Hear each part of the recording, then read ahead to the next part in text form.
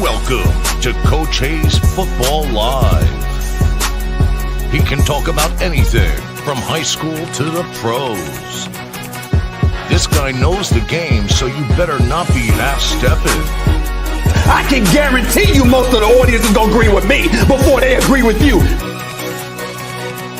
Strap in, because Coach Hayes is about to crack your cranium and fertilize your brain. Go ahead and right here, right now. Subscribe now and check out CoachHayesFootball.com. What's up, everybody? We in the building. Let me know if everything looks good, sounds good. We get this thing rocking and rolling, man. Let's talk about these Colorado Buffaloes. Let me know everything looks good. We can get this thing rocking and rolling right now. But anyway, check these comments. We'll get this thing up and going. Beloved Sandworm say skates on. Oh, you got your skates on? The outside of sports says, what does solidified mean? Well, we're going to talk about it. All right, DC Carson, sounds great. Thank you, man. Appreciate it. All right, let's talk about it. Colorado has a solidified quarterback. I believe he's on mute. Beloved Sandworm, stop it. See, y'all be messing me up when y'all be playing.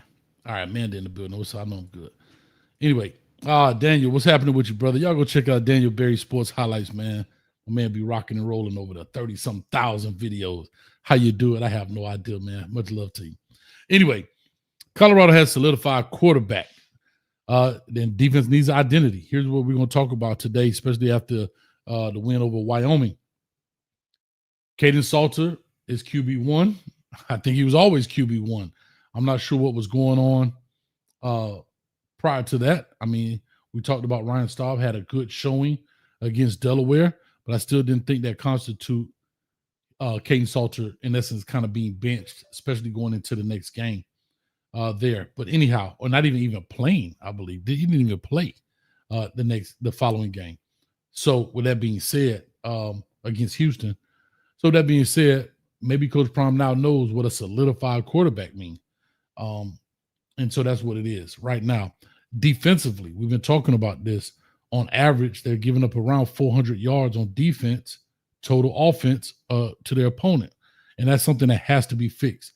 That is something that Coach Robert Livingston has to come to grips with, has to fix it, has to get it right. Because if not, it would be some tough outings. I don't care how good Kaidon Salter performs, how good he plays, how well he does whatever. You can't win ball games giving up 400 yards consistently, especially to lesser opponents.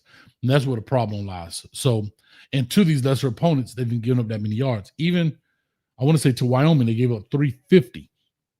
And even though that's less, still a lot, right? Because Wyoming did not have nowhere near the amount of talent that Delaware even had and still gave up 350. So with that being said, that's something that definitely has to be fixed. I'm going to open up the phone lines now to go ahead and get it cranked up, get it going. 862-799-9956. Y'all check it out right here. Go ahead and call in and start building up the queue. We can talk about it. Also, Colorado has a big game coming up this Saturday against BYU. It's going to be a late one, ladies and gentlemen. 10:15 Eastern Standard. It'll be 8:15 their time. Conference play, BYU is ranked 25th right now. And BYU is undefeated. So they've been putting in some work. And so with that being said, we know BYU is coming to play. Coach Kalani Satake. I've known him for quite some time through recruiting and everything else. Is not to play. And he might be trying to get him a different job. Speaking of that, there's quite a few jobs been open. We know VTech has opened up. Who else got fired? Oh, my man just got fired today from Oklahoma State. Huh? He's a man. He's 40. Mike Gundy. And let me tell y'all something about that. How unforgiving is this game? How unforgiving is this game? That man has had, well, now would be 3. But prior to this year, 2 losing seasons in his entire Mike Gundy era. His very first season and just last year. And then this year is not looking great. End up losing to Memphis. And you're fired. I think he's been there 17 years, something like that. Let me see. Somebody could pull it up. Oklahoma State Let's see if I can pull this up quickly. Oklahoma State has had Mike Gundy in the building. Let me see here. Since his first year was in 2005. 20 years this guy has been there. His very first season was 4-7. After that, he has not. Listen to this. He has not missed a bowl game until 2023. From 2005, when he got hired, he was 4-7. 2006, went to a bowl game. Has not missed a bowl game until 2024, which was last season. He comes out, he's 1-2 right now. Lost to Memphis and caught the axe. Holy smokes, baby. Huh? Shout out to UGK, Quinlito. One day you're here, baby, and now you're gone. Come on, talk to him, Quinlito. What you know about that, baby? You don't know nothing about that. One day you here, and now you gone. Let me tell you something, bro. And man, ain't no love out here, boy. Ain't no love at all. But anyway, he'll be all right. They'll pay him out. He made plenty of money in his time there, so I get it. But anyway, with that being said, Kalani Sitake, the head coach of BYU, is probably fighting and really making a name for himself to get a better job. And there's some of them out there. Oh, UCLA, Deshaun. Oh my God, Hayes, I need some cane juice. Get my mind right. Hold on.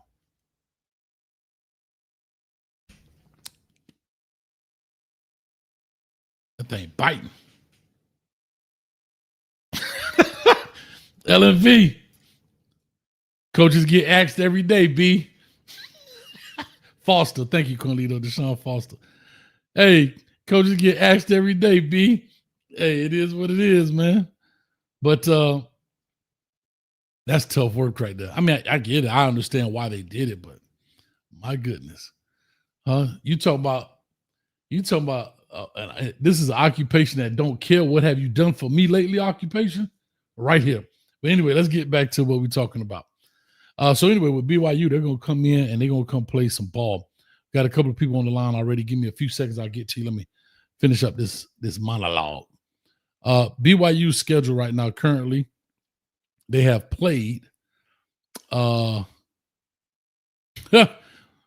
State. Listen, BYU beat them people 69-0, right? I think they had a total of 51 yards total offense. Portland State, let me see what they had. Yes, a total of 51 yards, 56 yards passing, -5 yards rushing. They only had 3 first downs in the whole game. 3 first downs in the whole game.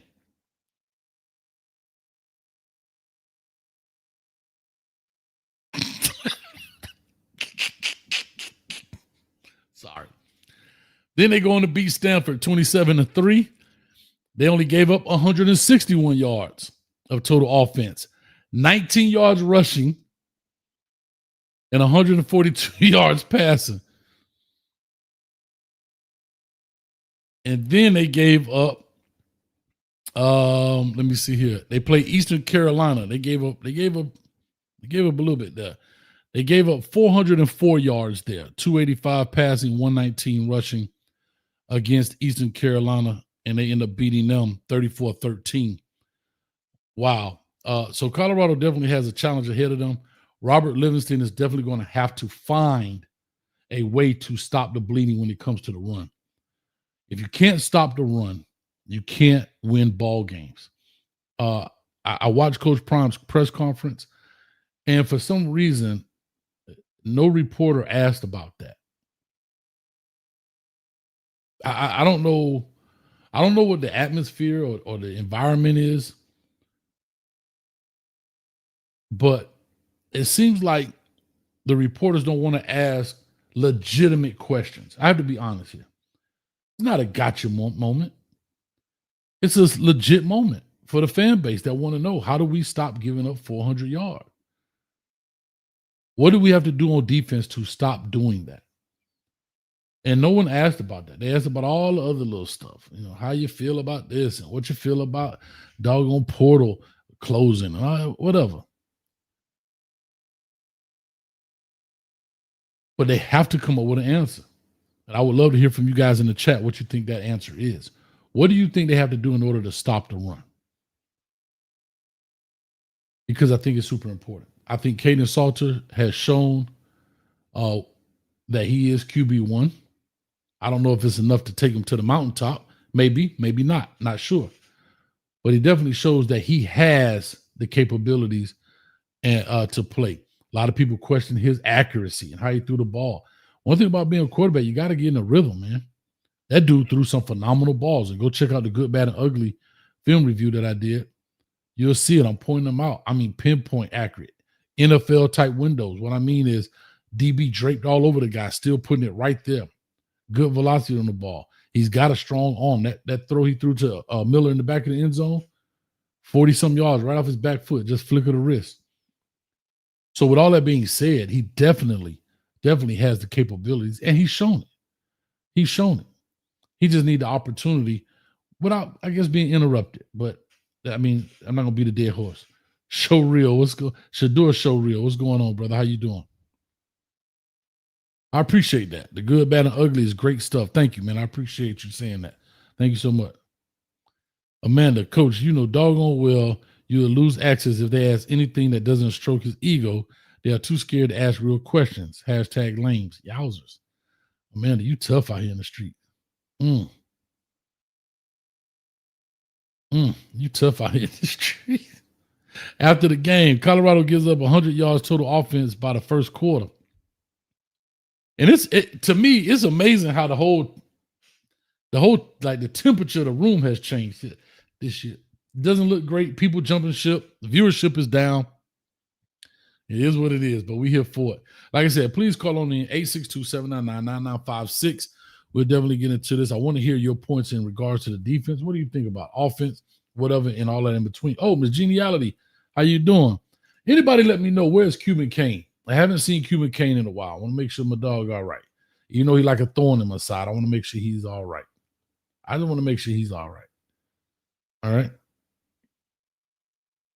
Come on, man. This Colorado day, that can't be cane juice. It got to be that Jim Jones on Tuesday. Nah, baby. It's cane. It used to be Buffalo Brew, but who cares? Who cares? Anyway. Oh, this is a good one.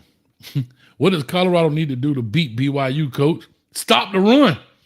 You got to stop the run. You got to stop the bleeding. I mean, real quick, let's take a quick look, and I'll get to the phone call. 4902 on the line. Give me a second. I got you. Let's look at the ECU game, Eastern Carolina. Let's see here. Well, BYU threw for 246, 172 on the ground, 7 yards per play. 7 yards per play. All right? But they had 2 turnovers. And speaking of that, here's something else Colorado's defense has to harp on. Turnovers. I don't think they get enough turnovers. They got to get more turnovers. They have to get that.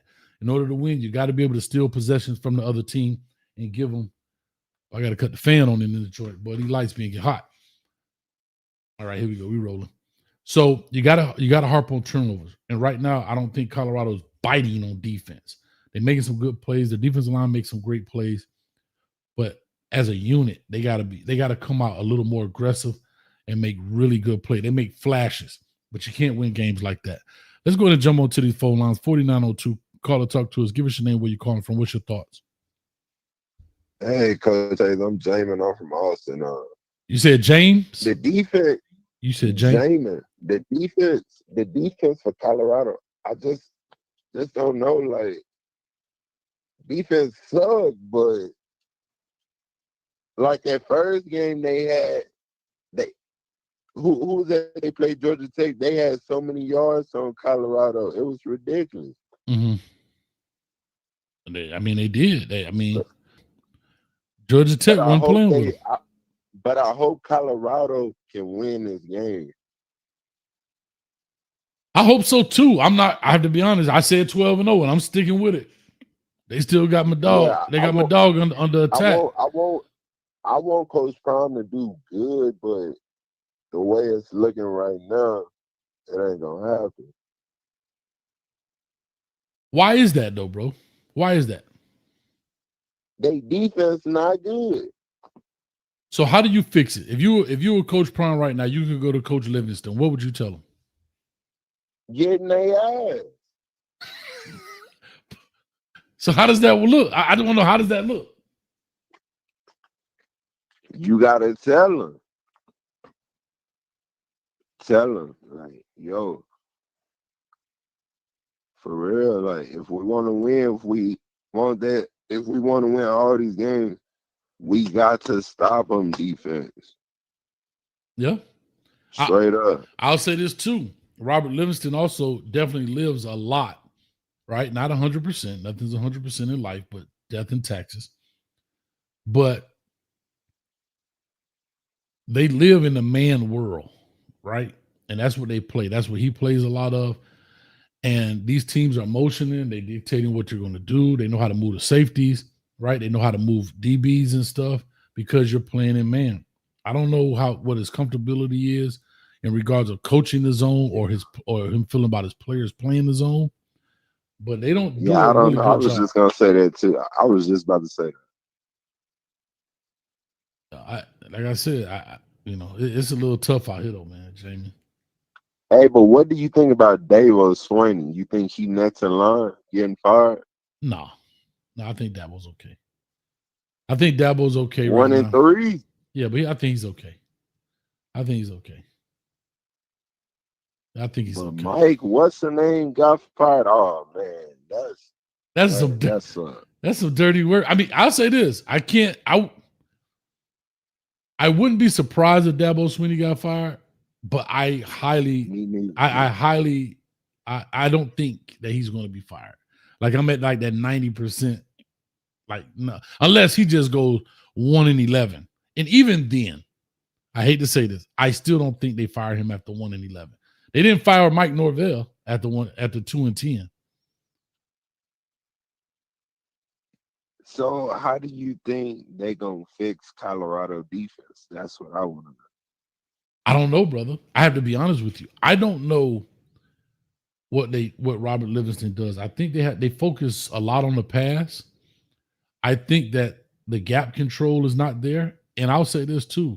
People may not want to hear this, but Colorado's a little undersized, right? They're a little undersized. Like they're undersized when it comes to that. Their linebackers they're a little undersized, man, when it comes to the actual, you know what I'm saying, the size of the player. And they get pushed around. They make some good plays when it comes to passing, but when it comes to run, right, that run game, they getting pushed around. These guys are pulling when they're pulling these GT counters and so forth. It get tough, man. It's a lot of bodies hitting the floor, and they all have on black and gold. So they got to be able to play big, fast, and use their leverage and have to know how to play together. And this is back to where I go back to. When you have so much turnover, I like, for example, bro, this is my first time ever talking to you. I don't have any idea what you're thinking or what you're going to come out. But when I talk to my homeboy 12, right, that do the show with me, we known each other 40 years. I kind of know where he's going. I know what he's going to say. I kind of know how he's going to respond. I know when he's, mad. I know when he's not. Same thing with me, vice versa, because we've been around each other so long, right? I know how to cut him off without being offensive. He knows how to cut me off without being offensive because you work together. But when you constantly have this revolving door of players coming in and out, in and out, in and out, they're learning one another. Hey, guys, can I tell you, I want to be super clear about this. We're a third of the way through the season already. Y'all know it's only 8 games left in the regular season. Already. Yep. So when people say, when the season goes fast, there are only 8 weeks left. There's 2 months of regular season football left. 2 months of regular season football left. We've been waiting 9 months for this, and we only down to 2 months left of regular season football. But Florida coach, he next to in line. Yeah, I don't know if G5 Billy survives the Texas A&M, and who's the other team they playing? Malik, what's his name? What's Florida coach name? Billy Napier. Yeah, he next in line. Yeah, he catch the axe too. Hey, shout out to LMV. Hey, coaches get axed every day, B. I think Prime with Coach Deion would go there or Alabama. Do you think they want him there? Here's the question. Yes. Why? Why do you think Florida? Why do you think Florida would want a Deion Sanders? I'm asking because I don't know. Why do you think they would want? He teach these kids right, and he talk to them about religion, about God. You don't hear his press conference. When they have a meeting, everything is just about God, right or wrong. Okay, but what does that have to do with 1st and 10? And another thing, he from Florida. Okay. So I just hope he get that job or Alabama job. That's all I'm saying. Okay. All right. Well, I appreciate you calling. We got another call on the line, man. This sounds like your first time calling in. Is your first time calling? Yes, sir. All right. Well, don't be a stranger, my brother. Keep calling on in, man. We love to have you. Yes, sir. You have a good night. You too, my man. Appreciate it. All right. Good call right there. Real quick before I get to the next caller here, 0934. Give me 1 second. Want to give some love, man. I'm going to just call him Addison. Addison gave $5 on Cash App on the last show, as well as my man Norman from Hawaii. Aloha, my brother, gave $25 on PayPal. Thank you so much. I don't try to put the PayPal up because it has too much of your personal information on the screen. So apologize for not doing that. But I thank you as well. And Addison as well. Thank you for the $5. And Daniel Ewing gave $10 on Cash App also, man. So shout out to you guys. Appreciate that. Was on the last show. I missed it. So I want to make sure I gave him that love. And I'll make sure I do it for the next show as well. Real quick. I don't know if Florida's ready for a Coach Prime era. I don't know if they want a Coach Prime era. I know they want to win. But I don't know. So I don't know.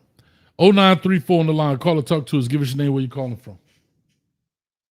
My man, Coach Hayes, one and only. What's up, my brother? Often imitated, but never duplicated the Miami Hurricane. Coach Hayes, you made a great point. It's not my first time. It's Swan from Albany, Georgia. Swan, all right. I've been watching you, and I've been hearing different podcasts, and you made a very valid point. And I want to share this with you also. I noticed since Georgia Tech game, they had an opportunity to win that game. Not meaning going back, but Colorado always get beat on the right side. Okay. And my suggestion is why take your big guys out on running down and put the smaller guys in on running down? Why not shut down the outside end? And then, we're not good at linebacker, and our safety plays too far off the ball and still get beat over top. That what killed us with Georgia Tech. And I don't know with Houston, you play at 20 yards as a safety. Then you're coming in, you're not breaking down, and you're missing so many tackles. When we get in the secondary, we also show a weakness in D-back. Even though DJ McKinney is supposed to be the best defensive back that Colorado had, but he has showed a little weakness up this year so far in these past 4 games. And I think sometimes we need to come out the man and play zone, some shadow zone sometimes. I feel like that'll cut down on some of the sideline. What you think about that, Coach A? Yeah, I mean, I agree. I mean, that's a good observation to know that they get beat on the right side. I haven't noticed that. So that's something I'm definitely I'll take Yeah, a look notice at this that. Saturday. Watch that. Even when Georgia Tech played them, they always ran to the right side. Okay, well, I definitely had to check that out. But to your point, Check that out. The right, even when Houston played them, Houston did the same thing. Mhm, The right side. gotcha. They beat Colorado on the right side. Right. No, 100%. But to your point, I haven't noticed the in and out of bigger players versus small players on certain downs. But I did mention the coverage right there. They're playing a lot of man, right? And when you play man, you're gonna get beat. Right. That's understandable. You're gonna But get beat because you don't have a skilled player. You don't have the talent. You're gonna get beat all the time. Then even on offense, we got some speedy receivers like True Six. mhm. You got to be able to get that young freshman in the ball game, jet sweep or something. I watched a lot of Bill Belichick and knew who they knew would play. He always had shorter slant guys, but he ran them across with Tom Brady, and they was very sufficient. And I'm not saying use the Bill Belichick playbook, but you got to have a great mind offensive coordinator to take advantage of what you have in house. That's just my perspective. I'm not a coach. I'm not an OC, but you can see strawberry lemonade on the field. You be able to turn the difference between strawberry and lemonade. That's just my perception. True story. But I'll just say this: I know that on the back end they have been taking deep a couple of times. I believe what's number 10's name? Vickers. He been doing a lot of coverage as well. Vickers. Number 10, Vickers. Yeah, Makari Vickers. But like I said, I mean those Right. guys. It happens. You get beat deep, but when you live by it, you die by it, right? And so you got to be able to understand you that. die by the sword. You live by the sword. You die by the sword. But you also have to give these offensive coordinators different looks. I keep telling people these guys are smart. These guys know how to manipulate. Exactly. You gotta do that. But real quick, you said I brought up a good point, but you never said what it was. What point were you referring to? Okay. I'm saying you just mentioned it. I think our offensive coordinator, along with the entire team, need to use a different schematic scheme. You had 9 months to prepare for Georgia Tech. You still throwing bubble screens from last. Should this sound to save? I'm just me talking. Should this sound to save Pat Sherman's job? Because he didn't listen to Pat Sherman. He called his own plays. That's what I saw on the field. And I got something to prove it. I got tapes and video to show that, to prove it. Mm-hmm. And when the wide receiver's not blocking 3 yards off the line, why?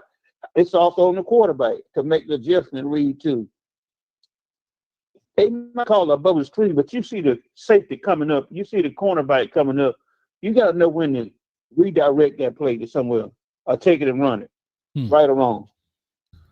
Yeah. I mean, I'll just say this about the game because I love to be fair. Hindsight. I know you're gonna be fair. No, I know, but hindsight. You might want to know one, a few of them on this podcast this fair. So you're gonna call it like it is. I appreciate that, man. But hindsight is 20/20, right? When we look at it from our perspective, we looking from a bird's eye view. We get to see all.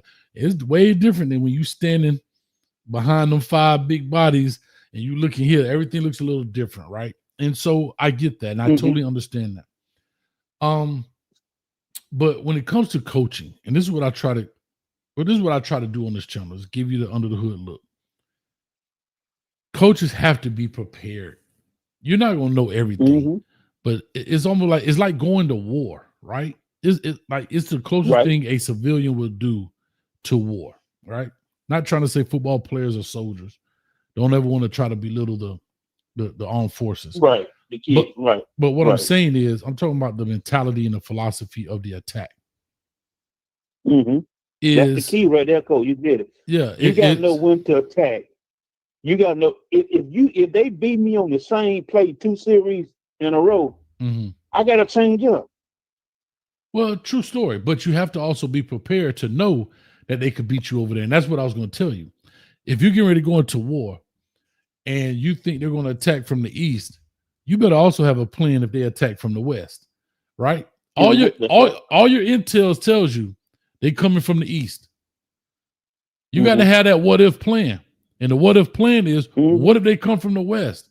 Because they're thinking just like you're thinking, right? They're trying to anticipate your move. And if they anticipate incorrectly, then they lose, right? And it's the same thing over here. Right.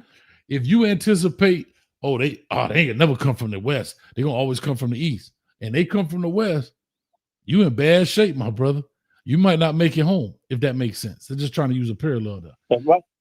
Right. And you know you're right, but because Jordan C said something at a press conference after they lost against Georgia Tech. He said, you can't play chess and you got to play chess. Mm-hmm. And he made a valid point. You got to get the defense guessing. You can't never let the defense know what you're doing. Like my granddad always said, we were going, son, don't never let your left hand know what your right hand doing. That's football. True. You got to keep the defense guessing. Never always be step ahead of the defense. Yeah, that's fair. And I see a lot of things. This is me talking. I see a lot of players might be leaving if the OC doesn't change them after this season.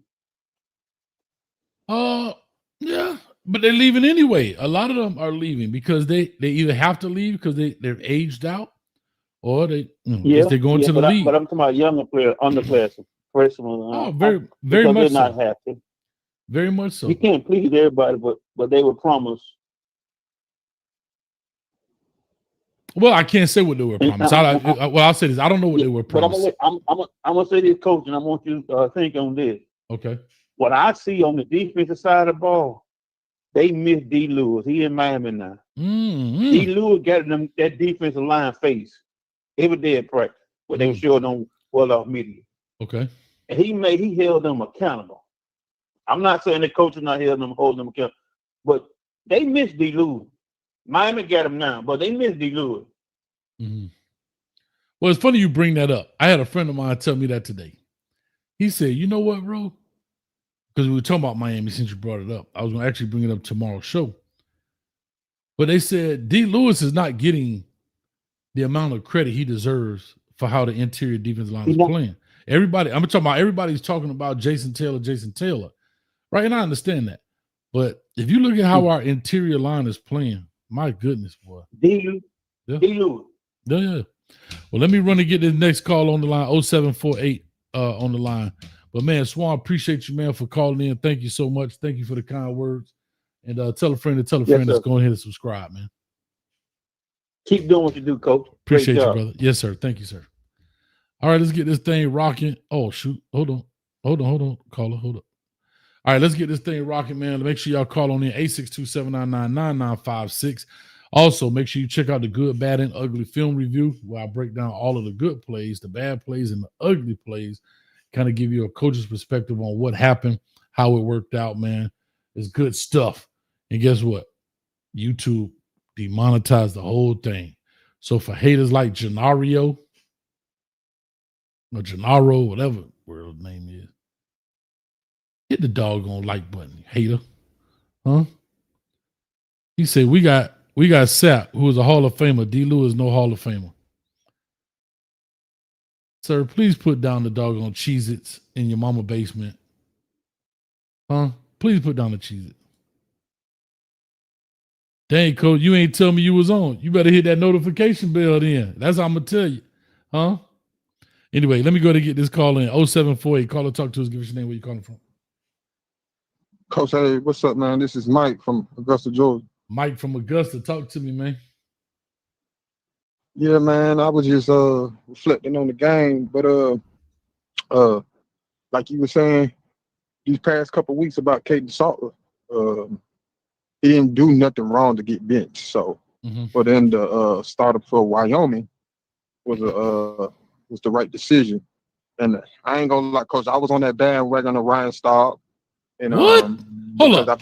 You was what? You was what? I admit to it, Mike. I admit to it, Mike. First of all, can I say thank you for admitting to it? Yeah. Second of all, Mike, you know what you're making me feel like, right? What, man? You're making me feel like I feel like slapping today. Feel like slapping you today, dog, Mike. Why would you do that? Go ahead and slap me. I did. Hey, go ahead and slap me because I was wrong, man. Why would you do that? Why would you do that, Mike? Why would you think? Coach, hey, why would you think that was okay? That's what. Coach, hey, you know what you be talking about. Let me ask you this, Mike. Real quick question. What made you think, legitimate question, what made you think that Ryan Staub should have been QB1 when he hadn't even broke QB2 rankings since not since he's been there, but since Shador left? He hasn't been he actually went down a step. What makes you think he would skip from 3 to 1? To be honest with you, Coach, I felt like since he's been there for a while, understand how Pat Sherman wants things to be run or anything like that. Like, I don't know. And then that spark that gave them he gave them that spark for touchdowns before the second quarter ended, you know what I'm saying? Made me a believer. But look, Coach, like I said, I was wrong and I admit to my mistake. And you know what you be talking about when you talking this football. So I can admit to that. I appreciate it. Real quick, I'm going to say this to you as well. First of all, like I said, I do appreciate that. But I'm going to tell you something else. What I've been saying for the past 2 years, go check out your favorite YouTuber. Go check out your favorite Colorado YouTuber. And it's funny. For some reason, they sound like me now. They saying what I've been saying for the longest. Huh? Oh, Coach Prime. Right. Listen, Coach Prime need to get some high school players. The transfer portal is not sustainable. We got to make sure. Yeah. I told you better watch out for them grifters, boy. They'll get you. Yeah. Well, Colorado, Coach Prime know what he doing. Like I said, those first 6 months when he was out, it kind of, messed up the, gel with the team, with him and the team, coming into the season. That plays a big part. That's fair. And then, like the gentleman was saying last call about, the defensive line, Coach D. Lewis being at Miami, that makes a big difference too, because he had them boys playing last year, At least they was giving good effort, I don't feel like they give good effort. I mean, this past Saturday, they gave great effort, but they had to give good effort to beat Wyoming. Is they gonna give that good effort playing BYU? That's the question. I feel like the defense still play a lot of man, don't play a lot of zone. I don't know if that's them being, not sure about how good their players are, or they just, because if you're gonna play man, that means your defensive line is good. They can get pressure on the ball. Well, can I say this to you? Can I say this to you? I'm making an assumption, but I'm making an educated guess here based on my experience. You know why? There's 2 reasons why teams play a lot of man. What do you think those 2 reasons are, Mike? They got good corners, and they got a good defensive line. They can rush the passer with 4 defensive linemen. Okay, well, you have right. So you're one of 2. They got good guys who can cover, right? And they can get away with it. Mm-hmm. And the second reason is it's easy to teach. Right? Yeah. It's easy to teach. And here's where I'm going to go. Right now, I don't think they have elite athletes across the board on the back end. That's just my thoughts. I'm not saying they're not good. They're not going to be good. They're not going to be great. But as of right now, everybody's not humming like that. Second, it's also easy to teach. When you're teaching zone, there are a lot of nuances to zone coverage. There's a lot of formational changes that changes zones. Now you have to communicate that. Even when they show stacked receivers and bunch receivers versus Colorado, they don't even switch off in the old school banjo call. I got the one on the front, you got the one in the back. Even if you run through and become a clear out, I'm still trying to get around it. What I'm starting to see is, and maybe this is why I say I'm making an educated assumption or educated guess, is because there's so much turnover and new faces. I don't have time to teach the nuances of all of the zone. I don't have the time where you guys could play on the string. If I come down, you over the top. If I have man, I got number 13, you got number 15. We know that. Now, how you play it can be coached, but what you do is easy, right? Hey, Mike, you got 17. I got 3. Ready? Break. Right. But if we're going to play an in and out zone right here, if I go hit you up in and out, in and out, in and out, and he does this, and he runs an angle route and with a clear route, who has what? That has to be taught, and that's taught through chemistry, time, reps. And so what I'm saying is, when you have that much turnover, you got to keep it simple, stupid. Simple. Right. You got to keep it simple, stupid, because you will have a bunch of blown coverages. And that's where I think the issue is lying right now for Colorado in teaching zone concept.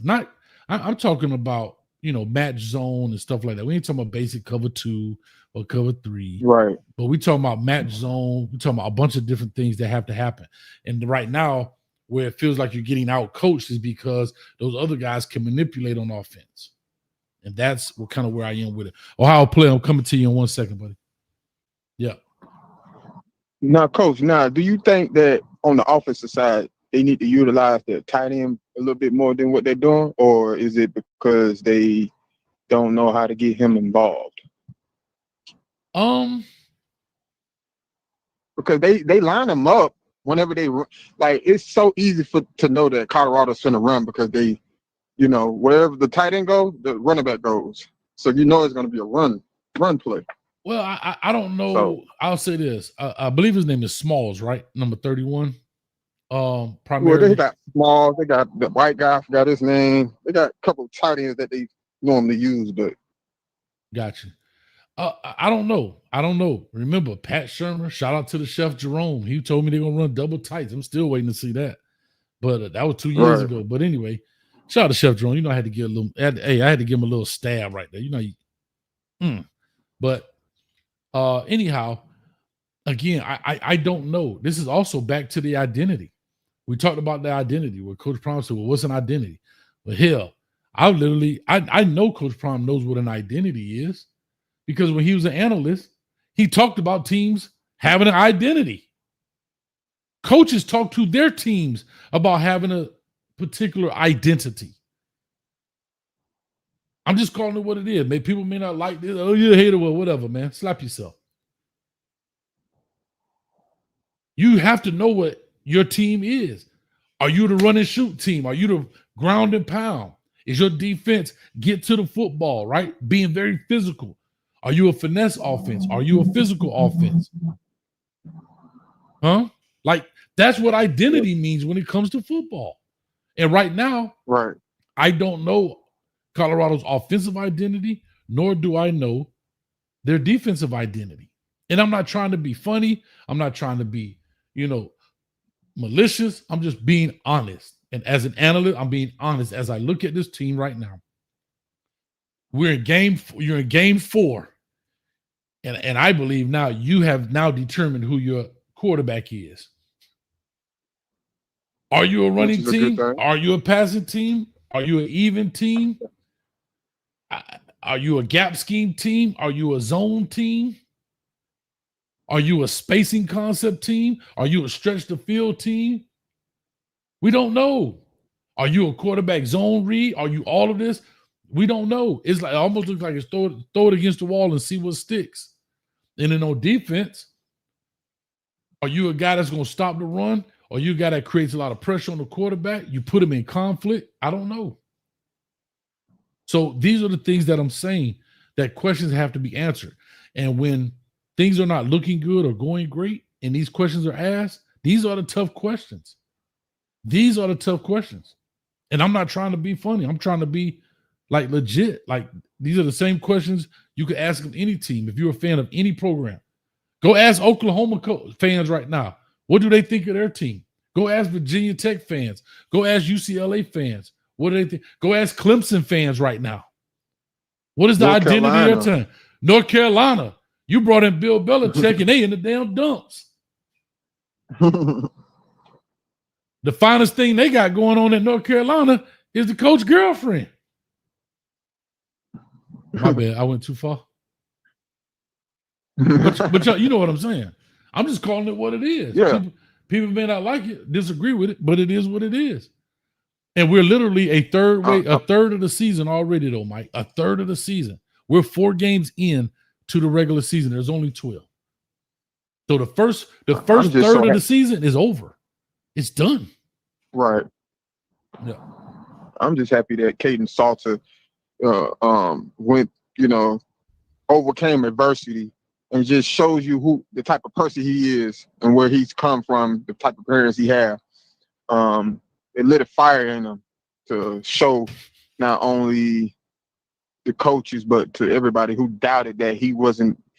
He knew he was worthy of to start, but I feel like, he's, got people quiet now, including me. He shut me up. So, to battle adversity like that, that speaks a lot for who he is as a person, as a player as well. So, but yeah, I mean, for Colorado, it was a good win, Sure it was. People wanted to see him air it out. He aired it out. Some receivers dropped the ball, which they need to work on that. But overall, they can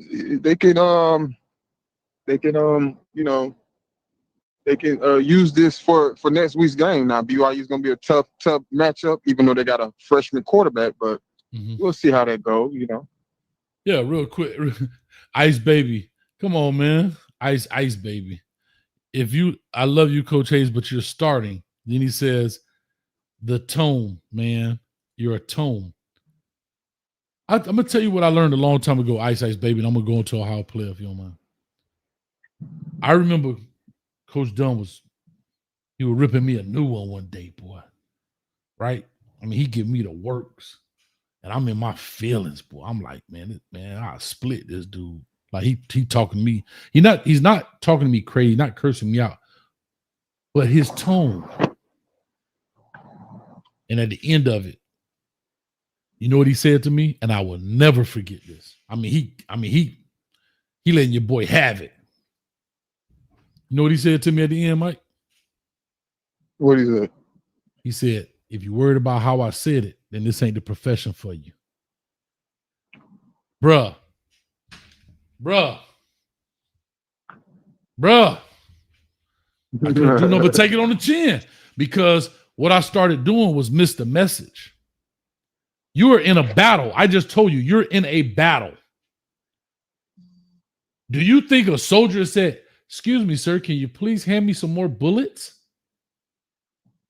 Man, give me some more goddamn ammo, man. Hey, man, watch your tone with me. Don't be talking to me like that. I got the bullets. Call in for an airstrike. Excuse me. Can you call in the Air Force, please, and see if they could drop a couple bombs on the enemy?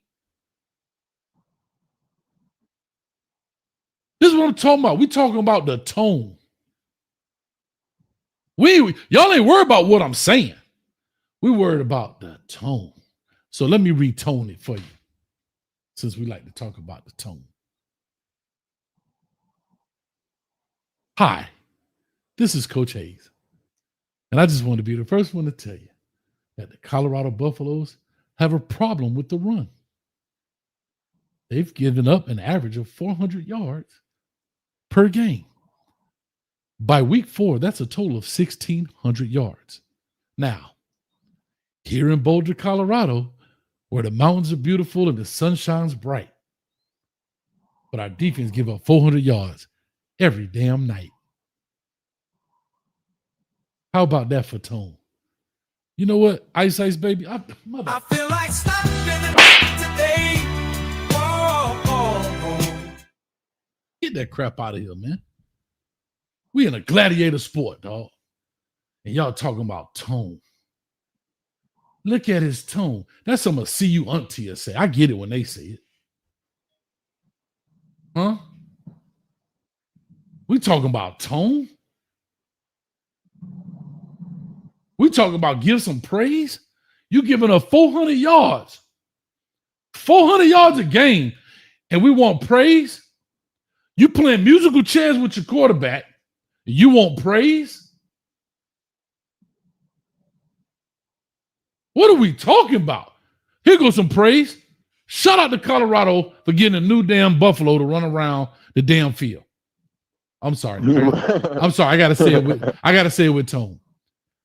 Shout out to Colorado for getting a new Ralphie, which I just found out is actually a female, a buffalo. So shout out to Ralphiette for being buffalo number 8 or 7 or whatever. And she did such a wonderful job running around and ran right back into the trailer like a good little buffalo she is. Out of here, man. What you talking about? We can't. No, this is a sports show, bro. This is a football show. I got something for you, Tone. How about this?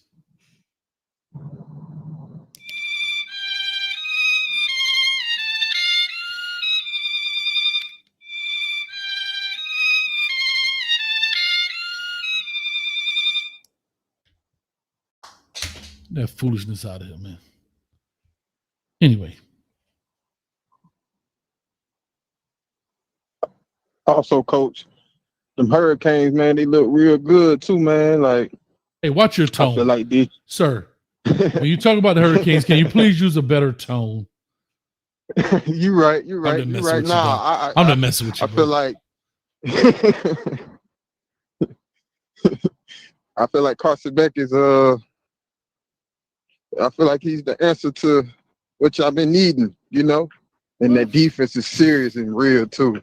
But like that defense gonna go a long way in playoffs as well. So as long as they can run the table in the ACC, which I only see Florida State being the only, you know, another true test, then everything look up and up for them. But no, I just want to congratulate you on y'all win. Appreciate it. Because man, I mean, even though Florida, how many interceptions they threw? 5? Oh, that was against LSU. Yeah, they threw 5 against LSU.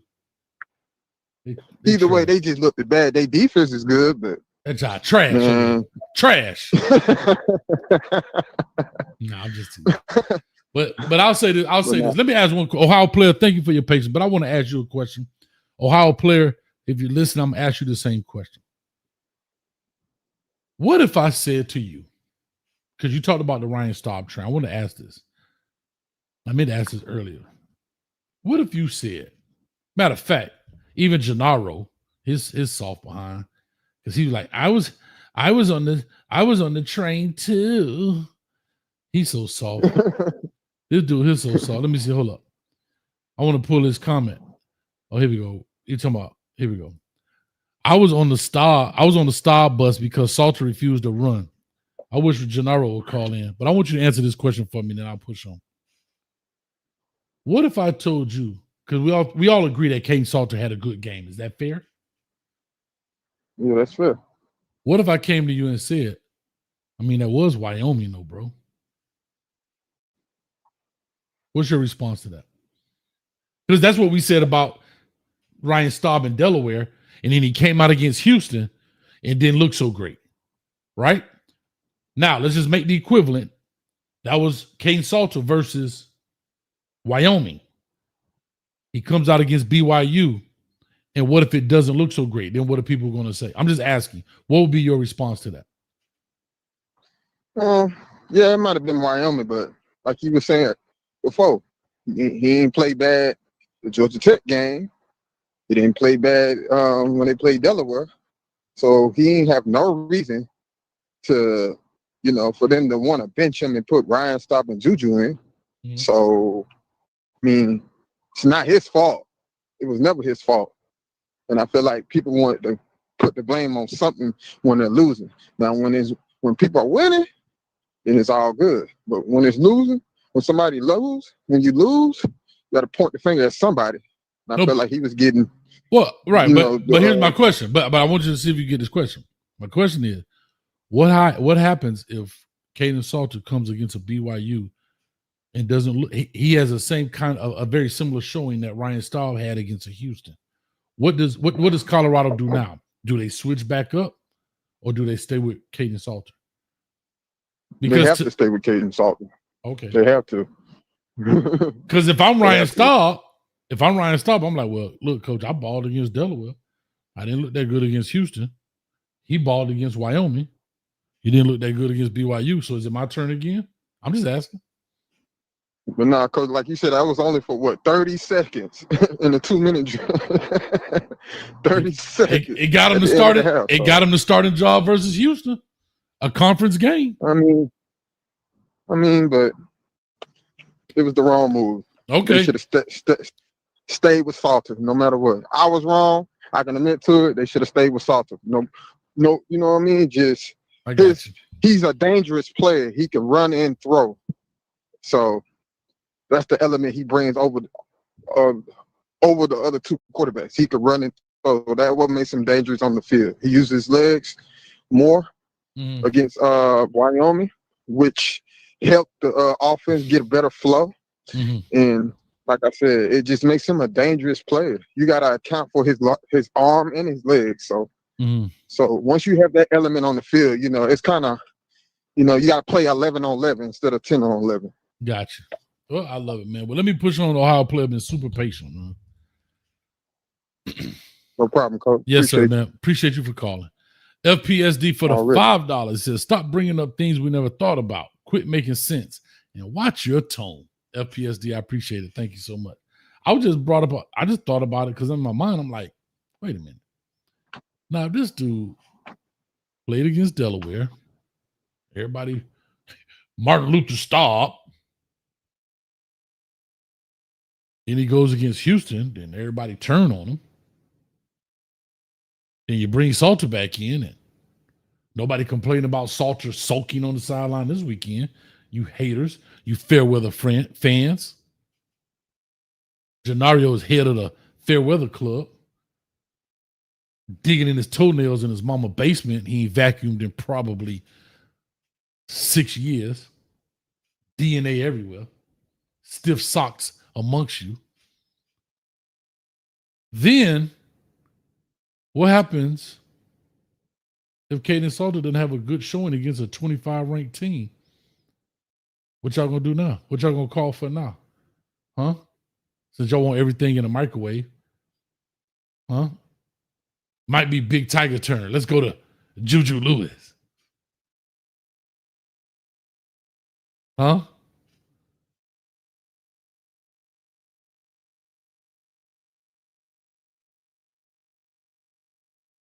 Oh, God. Ohio player, talk to me, baby. What's on your mind? Hey, what's up, Coach Hayes? How you doing? I'm good, man. I'm good. I was just bringing up some observations. Right. Talk to me, man. K Salter's back. He overcame adversity, and he's now QB #1, and it's his job to lose. He's a dual threat quarterback. I think he's the best dual threat quarterback in the nation, along with others, when he plays the way he played. You know, almost 400 yards of total offense, including almost 100 yards rushing, over 300 yards passing, 3 touchdowns passing, and 1 rushing. So that speaks volumes. Also, you know, I think if he played the same way the previous 3 games, I think Colorado could be undefeated or stand a good chance to be undefeated 4-0. Because I was even telling my people, you know, friends from Georgia, I said, yeah, he better than Haynes King if he had took advantage of the situation and running lanes like he's supposed to. Kaidon Salter is good enough to rush for 150 yards, 160 yards a game if he takes advantage of the running lanes. And we know he can pass, you know, for about 300. So, and he's going to have to do that. But they're going to be playing 4 straight ranked teams like Utah, TCU, of course, this week against BYU. Iowa State. And so they're going to need to play, going to have to play A1 ball.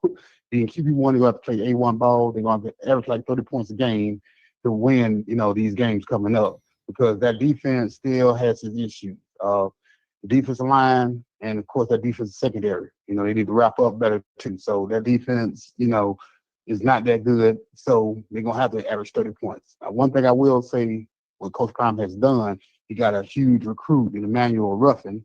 You know, remember that name. And he's a 4-star recruit. And, so you got 3 4-star commits.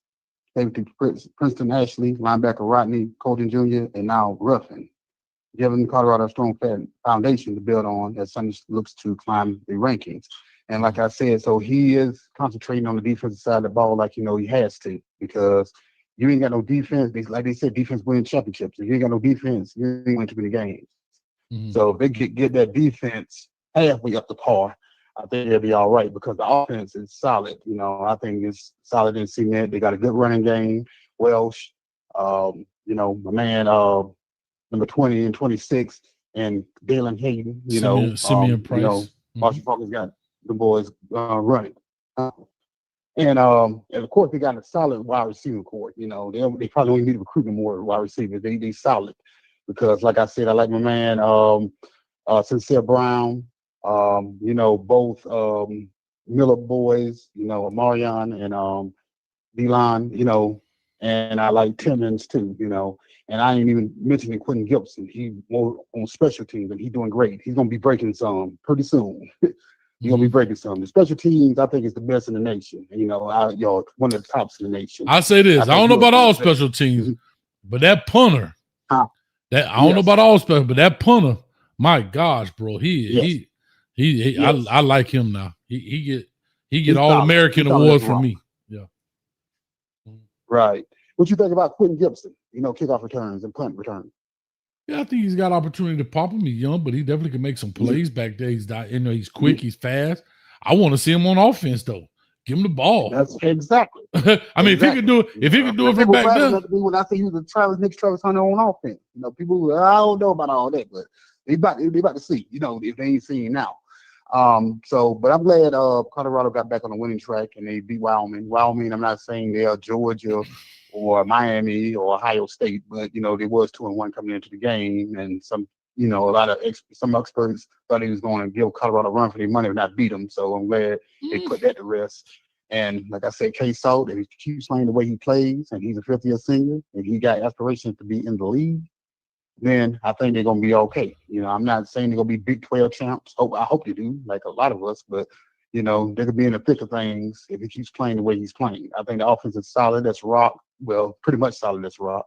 But that defense, that's the only issue. So if they can give at least a B- performance, game in and game out, I think, Colorado can make some noise, but that's, but yeah, we all can only hope for that. So, but it was a good, all in all, it was a good win against Wyoming. They're 2-2, and they're looking to go 3-2, because I think if they could beat BYU, they're going to come very close to being ranked. I'm not saying they're going to be ranked. They can come close to being ranked. So, I think they've got revenge on their mind, and hopefully they'll do it. So those are pretty much my thoughts.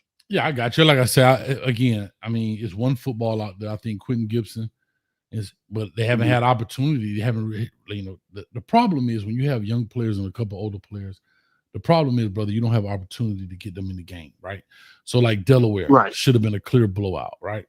I think Wyoming should have been a clear blowout, but because defensively there's an issue, Wyoming actually hung around a little bit. Like, think about it, 37, at the end, 37-20. Right. The ending score doesn't really tell you what the kind of game was like. You know what I'm saying? But I still think that you can get a guy like him in the game. Throw the bubble screen in there. Just see what he does with it, right? Especially when you're up 17, right? What's the worst could happen? He get tackled. It is what it is. Yeah. I agree with you. And one thing I like about Kaidon Salter also is he knows how to pass on the run. Very few quarterbacks can do it. Talk about his accuracy, Ohio player. He can't. This dude was throwing some pinpoint balls out there, bro. Exactly. He got a strong arm. I don't think nobody can deny that. He's learning the offense. It's a new offense from what he learned at Liberty. Of course, but I think he's coming along. And just like Coach Prime says, he's coming along pretty nicely, and he's doing what he's supposed to do, and how he's been recruited to do. So this is the Kaidon Salter everybody was looking for, and he showed up, and hopefully he continues to show up. Yeah, he played a team like Georgia Tech. He coming out the gates. That's a tough game, and you play two series, and you don't see the field no more. I don't know what else y'all expect from the guy. Think about it. Georgia Tech still only beat you by 7. And I don't think That's a real offensive problem. Could the offense have done more? Sure. But giving up 400 yards and they had 3 turnovers their first 3 downs. I'm just saying. I mean, anyway, it is what it is. But I'm gonna ask you this question, just like I asked my man Mike. I'll set the stage. You pick up the table what you like. Ryan Staub comes in, Delaware. He gets the starting job for Houston. Doesn't play so well. They go back to Kaidon Salter, QB 1.1. He's QB 1.1 because he had to get it back. He goes out to BYU and doesn't. Let's just say he doesn't play as well. What do you think happens in the quarterback room now? Should they go somebody else? Should they go to Ryan Staub? What do you think? Well, this is what I'm thinking. I think he's solid on K Salt. That's just my personal opinion because K Salt showed him what he needed to see being a dual threat quarterback while he recruited him. And I think he's going to be stuck on K Salt unless he gets injured, because playing these musical chairs, like you said, that's not good. He knows that. We know that. The fans know that. Everybody knows that. So he's going to have to stick with who he got out there. And I think, because K Salt, remember that first series? He lost like 15 yards, got sacked 15 yards, and he didn't play well that first couple of series. And then he came into his own and played a solid ball game afterwards. So I think, BYU's gonna be a test. And but K Salt, like I said, a couple of years ago, he led Liberty to a 13-0 regular season record. So so that speaks volumes right there to a Fiesta Bowl. So he knows how to play, big time college football and know how to win games. I think he's like 23-5, something like that, so he knows how to win games. So if he plays like he did and don't hesitate and let the game come to him, then I think he'd be better off for it. He just need to, if he knows to see a wide receiver open, just take off. He has the ability to do it. Very few quarterbacks can do it like he can. So he does have a dual threat capability, and if he utilizes it, good things can happen. Yes, sir. Much love. All right, well, Ohio player, you play so beautifully, my man. I have to say thank you so much for calling in and being patient with it, man. All right, take it easy. My man, appreciate it. Brian C., what do you think about the 4-star recruit? I don't know much about him. I did see that he committed, but I saw that like maybe 20, 30 minutes before the show started. So I did not have a chance to even look at him. But I will take a chance to look at him. So for a very honest answer, I could sit up here and lie to you and be like, man, he's dynamic, man. He's strong, he's big, he's fast, 4-star recruit, he ain't playing no game. No, I'm not going to do that. I haven't seen him, bro. So I will. So make sure you check it out. So make sure you ask me next time. I will definitely look at his film and see what he's all about. But as of right now, I just don't have any information in regards to him right now. Let me go ahead and push on to the next one. Thank you, Brian. That's a member too. Chess. That's why coach is not supposed to make emotional change. Respect his laws. Oh, Chess. Hold up, Chess ready. You was in here giving coach the work. You was a straight keyboard warrior, man. You was shooting off your M16 on the keyboard to coach. Now, what? Oh, Chess, we got to talk. Oh, Chess, we got to talk. Here we go. 2855 was on the line. Call or talk to us. Give us your name, where you calling from. Mike, you next. This is Vic in No Country, Seminole through and through. Oh, God. Vic. Okay. Vic. This me. I don't know. You remember me? You remember me? Yeah, I remember you. How I remember an ugly face like that. Okay, hold on. Wait, before I get started, first I got to give y'all some kudos. Y'all handled your business. Yeah. For this big game we got coming up in 2 weeks, y'all did what y'all was supposed to do. So that game gonna be huge now. But see, I'm calm now because we got to focus on Virginia. We ain't got time to be looking forward because we got to do what we got to do now. We want to go in undefeated and make that game even more. Make it bigger than what it already is. So we got to handle art. So right now we got to focus on Virginia. Virginia got a nice little offense. I watched some video and I'm like, okay, they ain't no slouches. And you can't go up in there sleepwalking, thinking, looking ahead. We got to handle business and then move forward. So I'm gonna give y'all kudos. Y'all did what y'all supposed to do. Bro, can I just tell you this? Chandler Morris, wasn't that the same dude that was at TCU when Colorado played TCU? Then he left and went to North Texas. Now he's at Virginia. That's who the quarterback is. I'm just saying that's who that quarterback is. I want to let you know. The quarterback is the quarterback that was at TCU. Okay. I was watching. They look pretty good. I'm not gonna lie. But we gotta be ready. We gotta get focused. We just beat up on somebody, put 66 or whatever. but it's like now, the conference play begins, so we gotta get focused. So kudos to y'all. Y'all did what y'all supposed to do. It's a little close, but y'all handled y'all business. So I gotta give it to y'all. Now y'all talking about Colorado. I got a question for you, Coach. Like a question. And you tell me with the defense that's going on with Colorado. I'm trying to figure out, is it the scheme? Is it execution? Is it the players? Like, what, from a coach's perspective, what do you see when you look at that defense? Like, what is it? What's going on? Because it's been like this since these people run up and down the field like they looking like Swiss cheese with the run game. Like, what do you see? Well, here's what I see. Colorado's defense is faster than it is strong. And that's the problem. They're not a big team. And when these guys start pulling these big bodies around, they can't handle it. Right? That's the first, in my opinion, that's the very first issue. So they are a fast team, like faster. They're not a strong team, right? Meaning big. Next problem is, schematically, in my opinion, they don't really truly understand their gap integrity, like the gap assignments. Who's supposed to be in this gap versus that gap?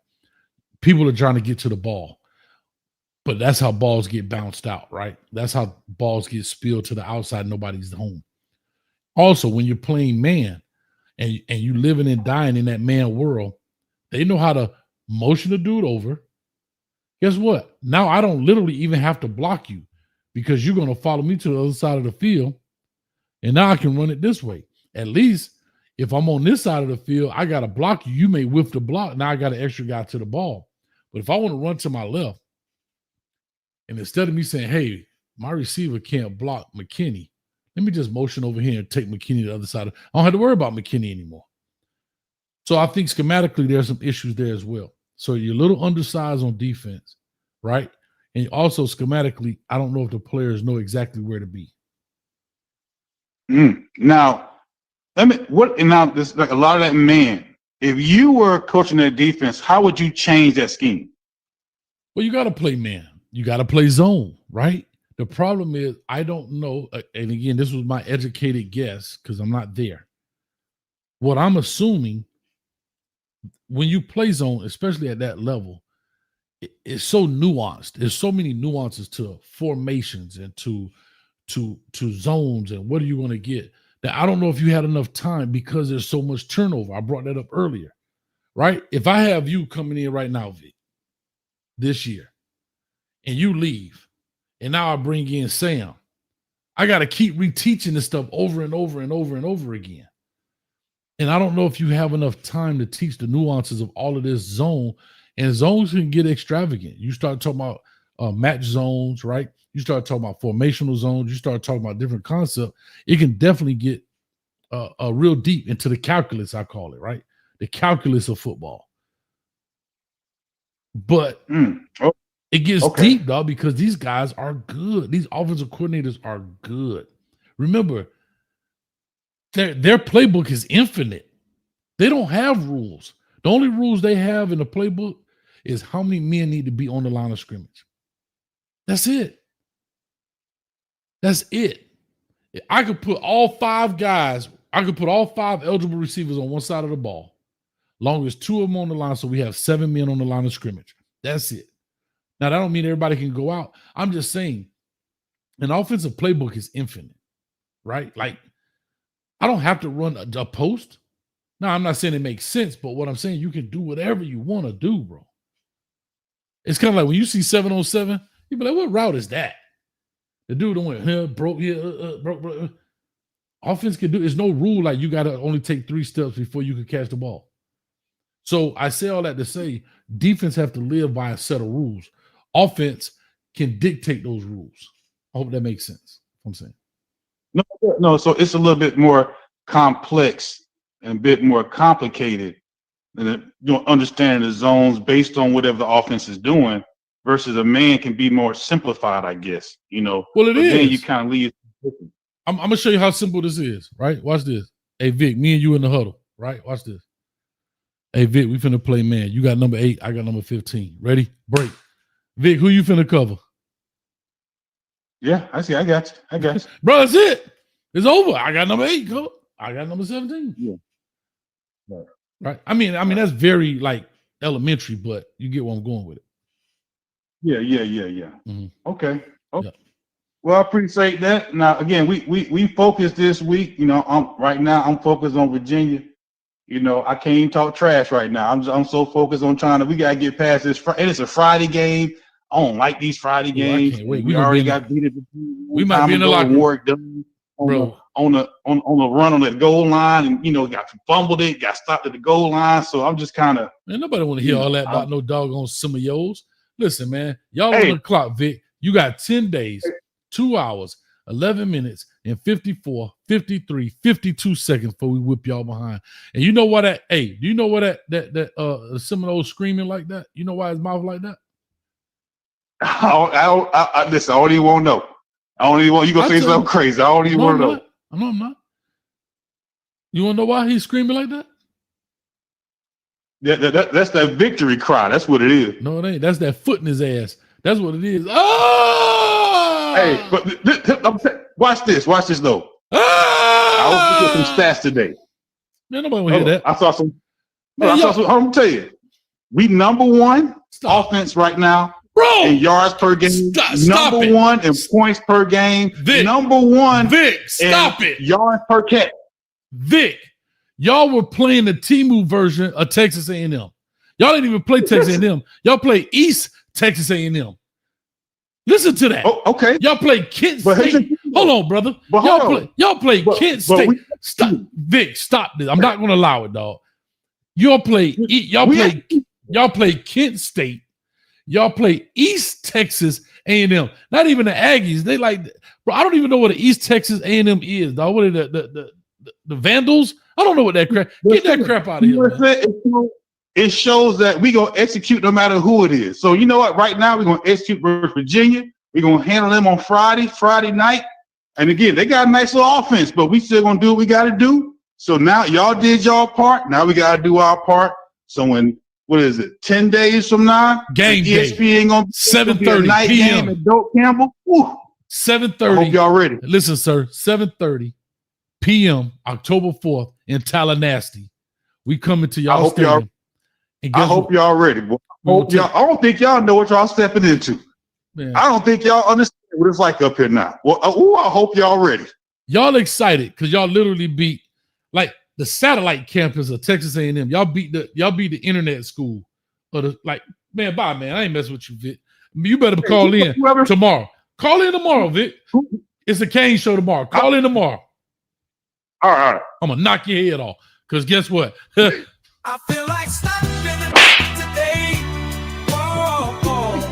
I feel like slapping me a Seminole today. Huh? Hey, we worry about Virginia. Peace. And that's your problem. Y'all worry about Virginia. I get that foolishness out of here. Mike Lowry in the building. What's up, Mike? Talk to me, baby. You got some brown sugar? What's up, Coach? Yeah, what's up, baby? I hate this calling in. I'm just looking at this Big 12 championship from last year. Mm-hmm. And a lot of those teams had 2 losses in the conference. Okay. So, you know, Colorado already got 1 loss. They end up 9-4 last season with a chance to play in the Big 12 championship. Mm-hmm. So I'm thinking, you know, with the hecklers that's been heckling Coach Prime and he been kind of listening, I see a difference in, you know, the team and the mantra. You know, do he hang his hat on the gold jackets in the NFL history? He does. But like you said, and a lot of us said, the college game is totally different. You have to know situational football. You got to know how to have your 2-minute offense ready to go. Mm-hmm. You know, a lot of the fans want to see this team dominate, but like you said, you can't dominate if you got small bodies. You know, coach is not going after the guys. That's the same thing we was going through at Miami. And I used to tell you that 6 years ago. We looked like a JV team out there. You know, currently at the Miami Hurricanes, we look like a real varsity football team. You know what I mean? A real Alabama, Miami. It used to be Florida State. Florida State getting back in the fold. You know, Florida Gators still look good, but you know the coaching scheme is not right over there. But you know, when you represent football, you want your team to look a certain way. And when you look at this team, it still looks like a JV team, you know. And I'm gonna tell you another thing I noticed. Whenever number 10's in, they are targeting him with double moves. Like that's when you know coach is watching film. Sure. Like you just got beat again on a double move by Wyoming. So if you are a coach with a lot of experience, you should be able to scheme players like Gibson the ball, like track hawk the ball. Like, how do you still want to run the ball with Michael Welch and he's fumbling the ball? Like, you need to find backs that are going to hold the ball securely, that's going to run up in between the tackles and the guards and between the center, because you can't bounce everything inside all the time. You know, and then I'm gonna tell you another thing. Hold on. Now I gotta ask a question. I like Michael Welch. Did he fumble the ball? Yes, he did. But Michael Welch run hard now. He run between the tackles. He get busy. He get behind his pads. So you got. I like Michael Welch, the third down back, like Darren Sproles. That's all he's good for. Put him back deep, park turn, bring him in on third down. He's not an every down back, to me. Okay, that's just my opinion. Okay. But I want to tell you something that Coach Fleet said, and it really tickled me. You know, they asked Coach Fleet how he felt about leaving and such. Coach Fleet said that program that he left from was all about clicks and likes. Now, how the hell? Hold up, did he say that? No, hold up, Mike. I'm not gonna allow you to do that now. Did he say that? Is that on video? Yes, it's on video, bro. Somebody pull that up and send it to me right now. Put it in the chat. Whatever you got to do, I'll play that right now, because I don't believe Flea said that. I'm going to tell you where it's at. I don't believe Flea said that. I was tickled. TST. What's TST? What that mean? Sport. The dude, TST Sports. I think TS4 Sports, something like that. He always do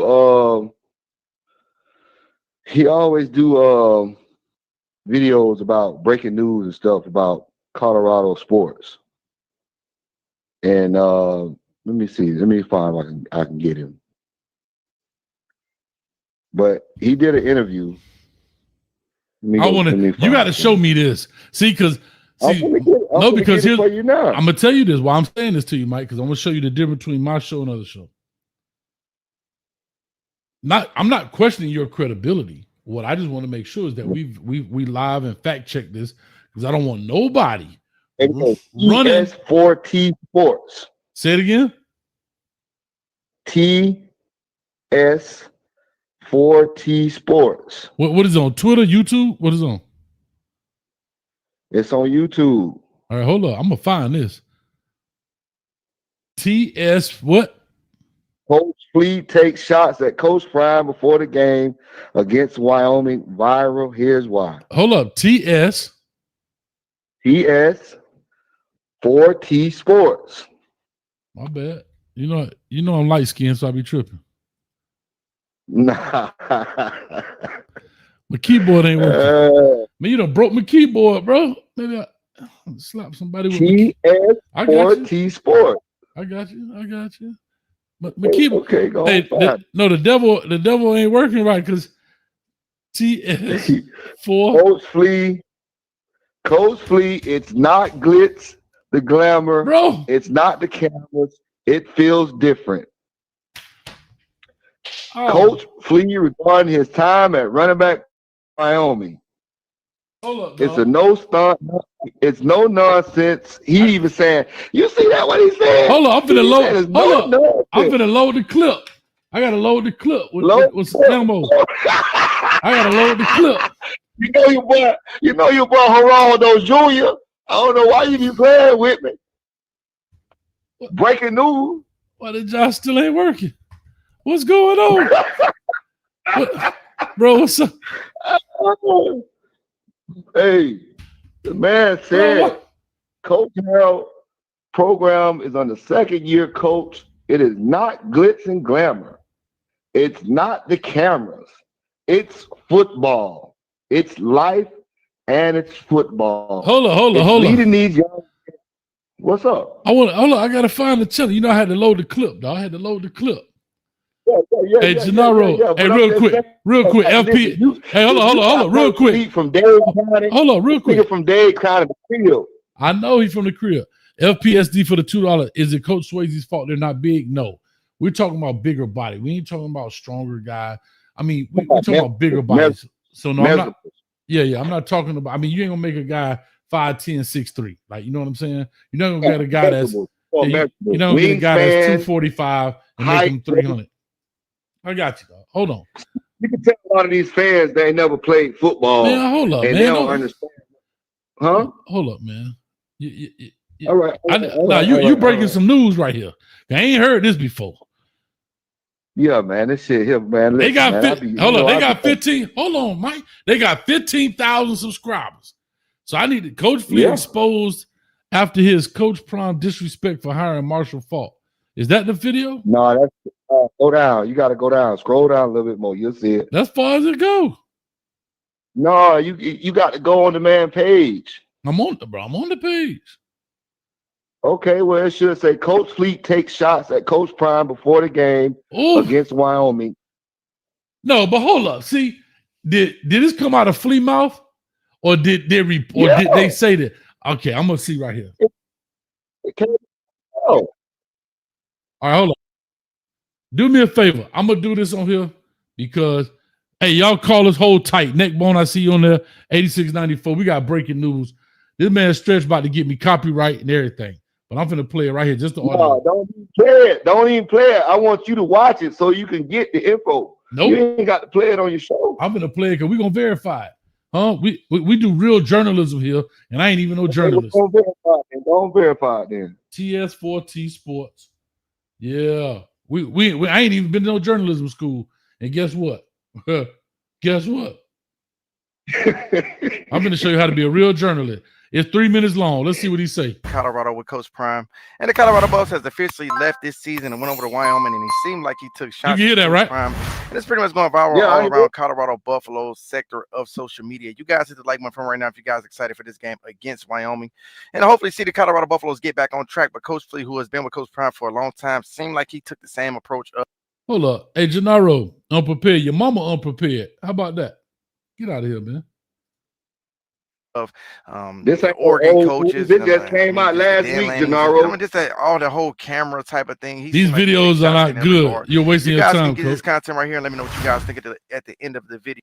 Hopefully get things squared away. And you guys. Now, hold up. Now, Mike, I'm going to tell you, be honest. If I don't hear Coach Flea saying this out his mouth and this dude that's talking real fast reporting it, I'm going to be hot with you, dog. I'm going to be hot with you. Coach, you ain't not going to hear the man say it. He said it in a column. When the reporters asked him, what are you talking about? You know how it be?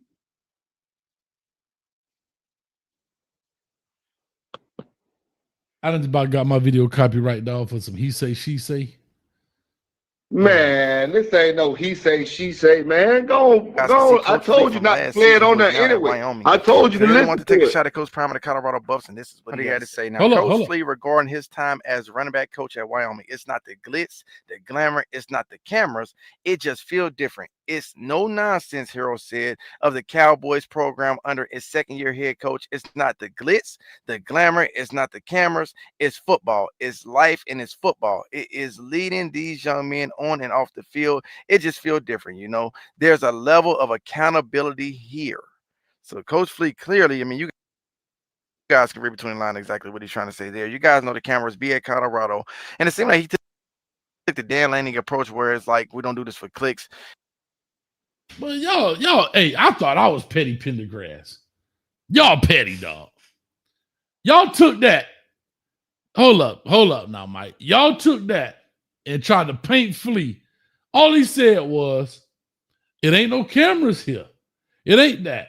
It's just football and life. Making these young men. And y'all made the man say it just feels different. It feels different. But that what's that telling you? Bro, that ain't no shot at man, y'all. It's low key. It's low key that way.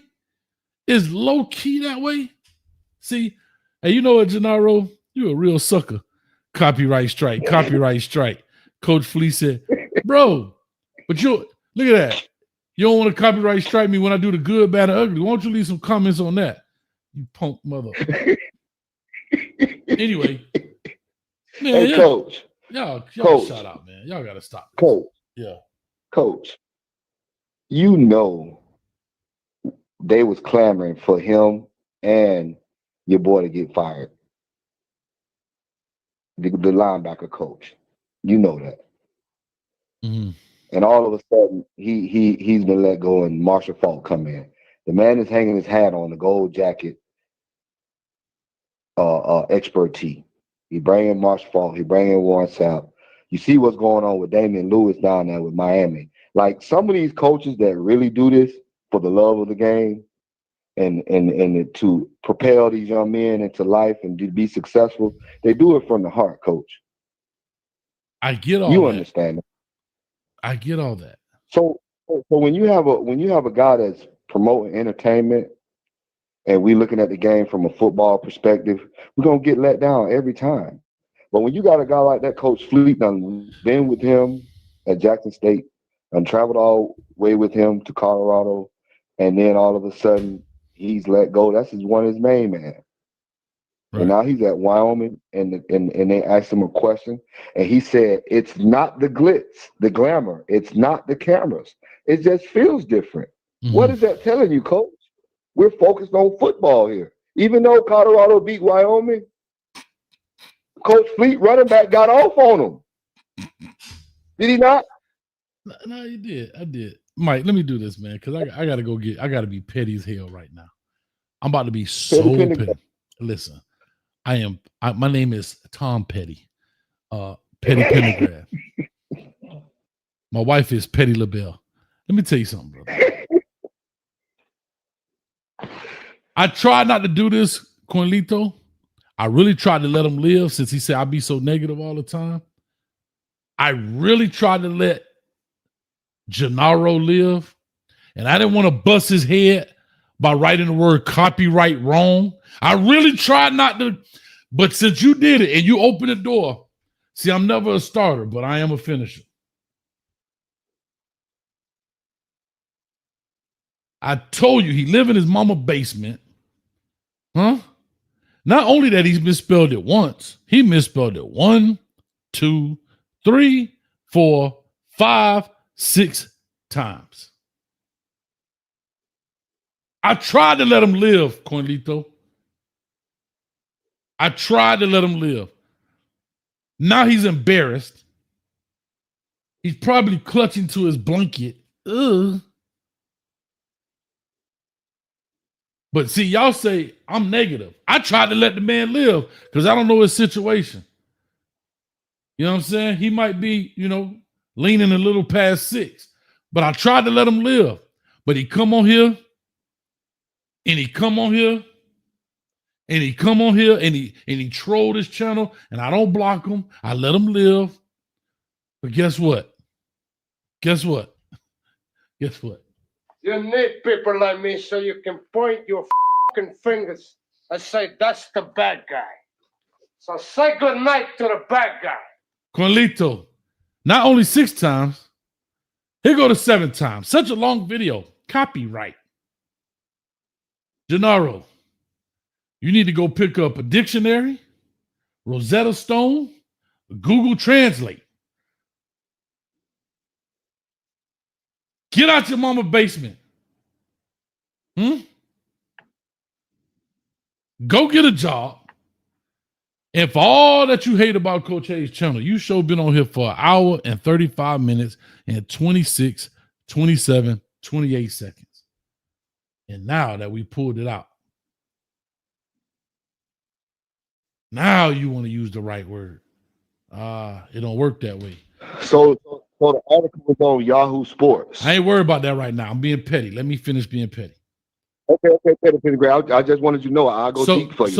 No, don't go deep. Don't go deep for me. Gennaro might like that, but not me. Let me tell you something, Gennaro. You punk mother. You know what I feel like? I feel like stopping today. Whoa. This light work over here, baby. This light work. Now, what I don't want you to do, you better not run up them stairs out that basement and yell at your mama because she ain't take the crust off your peanut butter and jelly sandwich. You better not. Blame yourself and your third grade teacher. That's who you blame. Now, go to bed. Anyway, real quick before I get neck bone on here and I get up out this joint. Anyway, go ahead. One thing he said the difference is the unity. Everyone has the same goals, same vision. You feel good coming to work. You feel great leaving. That's a sense of accountability, and shared purpose is something he's quick to praise in his new program, Wyoming. Harold describes the environment as prioritized football and life without distractions. It's about the kids. It's about the program, he added. You want me to keep going? No, because he ain't said nothing. Okay. They asked him about the Wyoming environment. They didn't ask him in comparison to Colorado. He said, I read you the middle of the article. He said that this was a fresh start to his career. It was a boost for his career. You're not listening, man. It was a fresh start. I know you ain't negative toward the program because you started trying to defend it. And I'm telling you what this man just said. See, that's why I know you ain't Coach Hates. I'm open. I know you ain't Coach Hates. Welcome to the Big Idea. They just be telling you Coach Hates. What is that? That's you know when I'm on Yahoo to ads I got you. Pull up.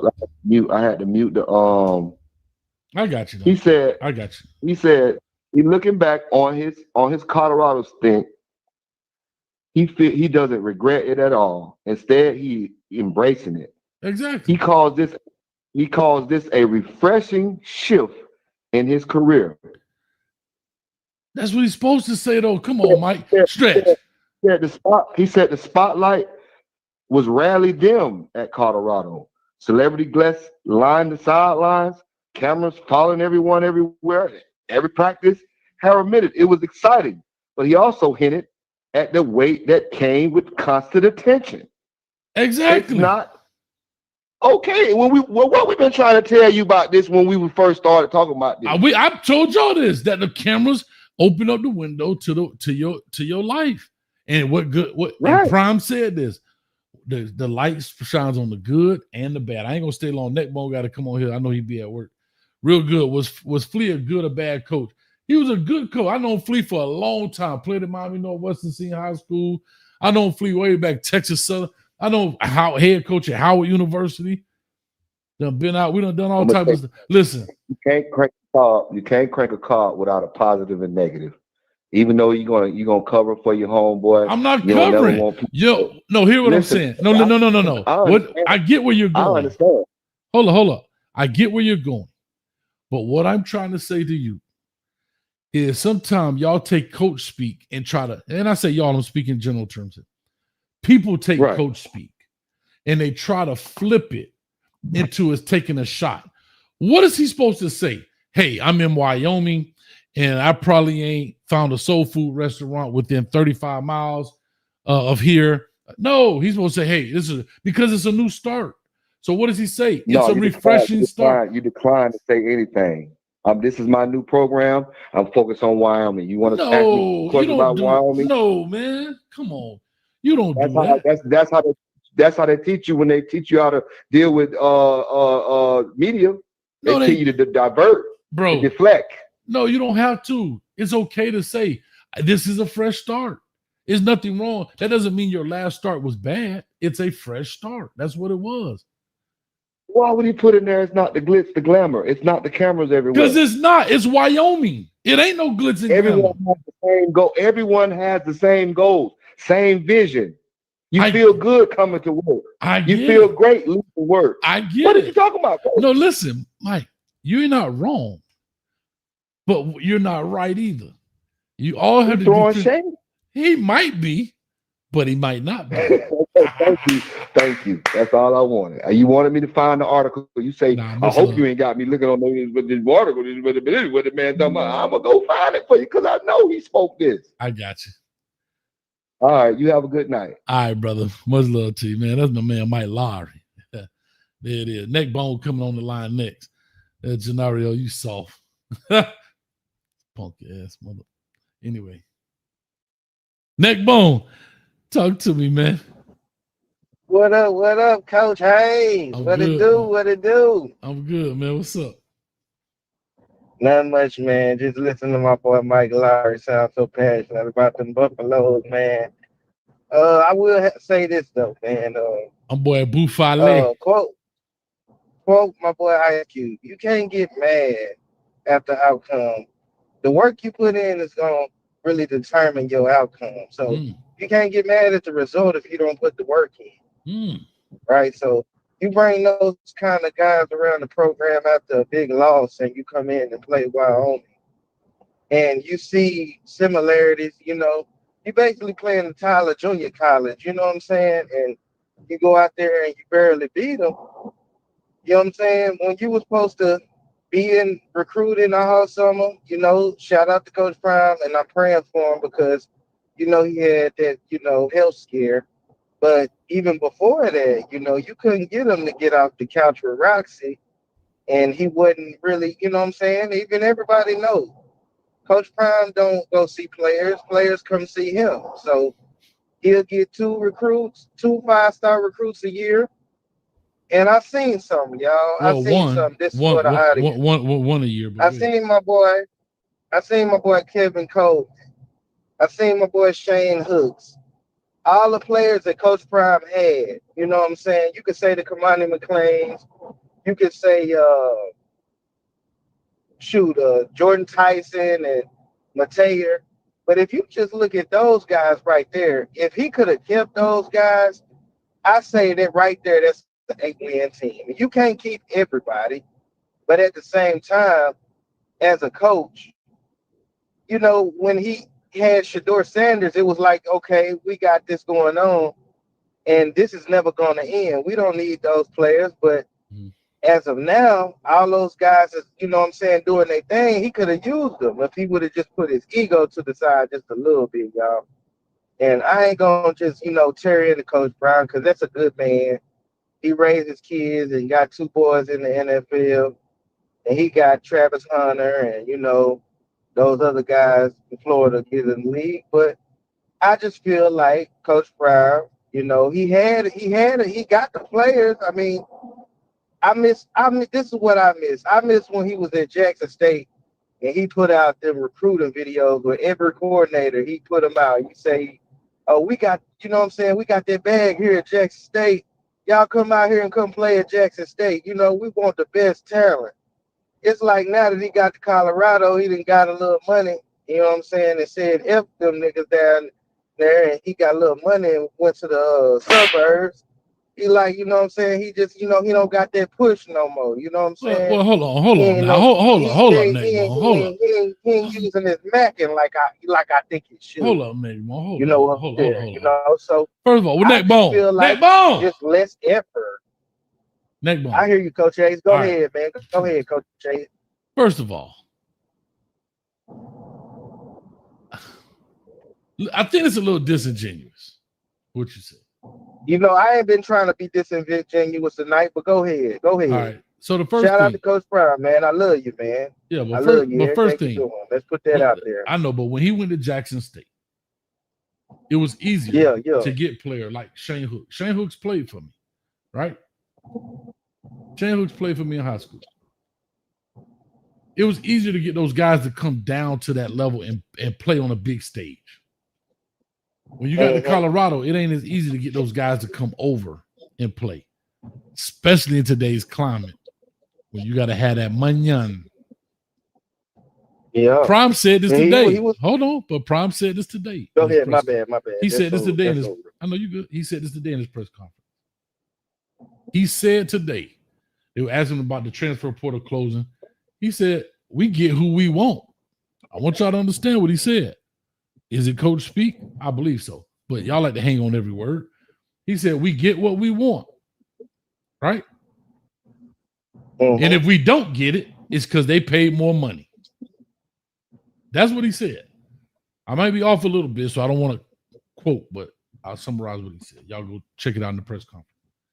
We get what we want, but if we don't get it, it's because he got paid more money.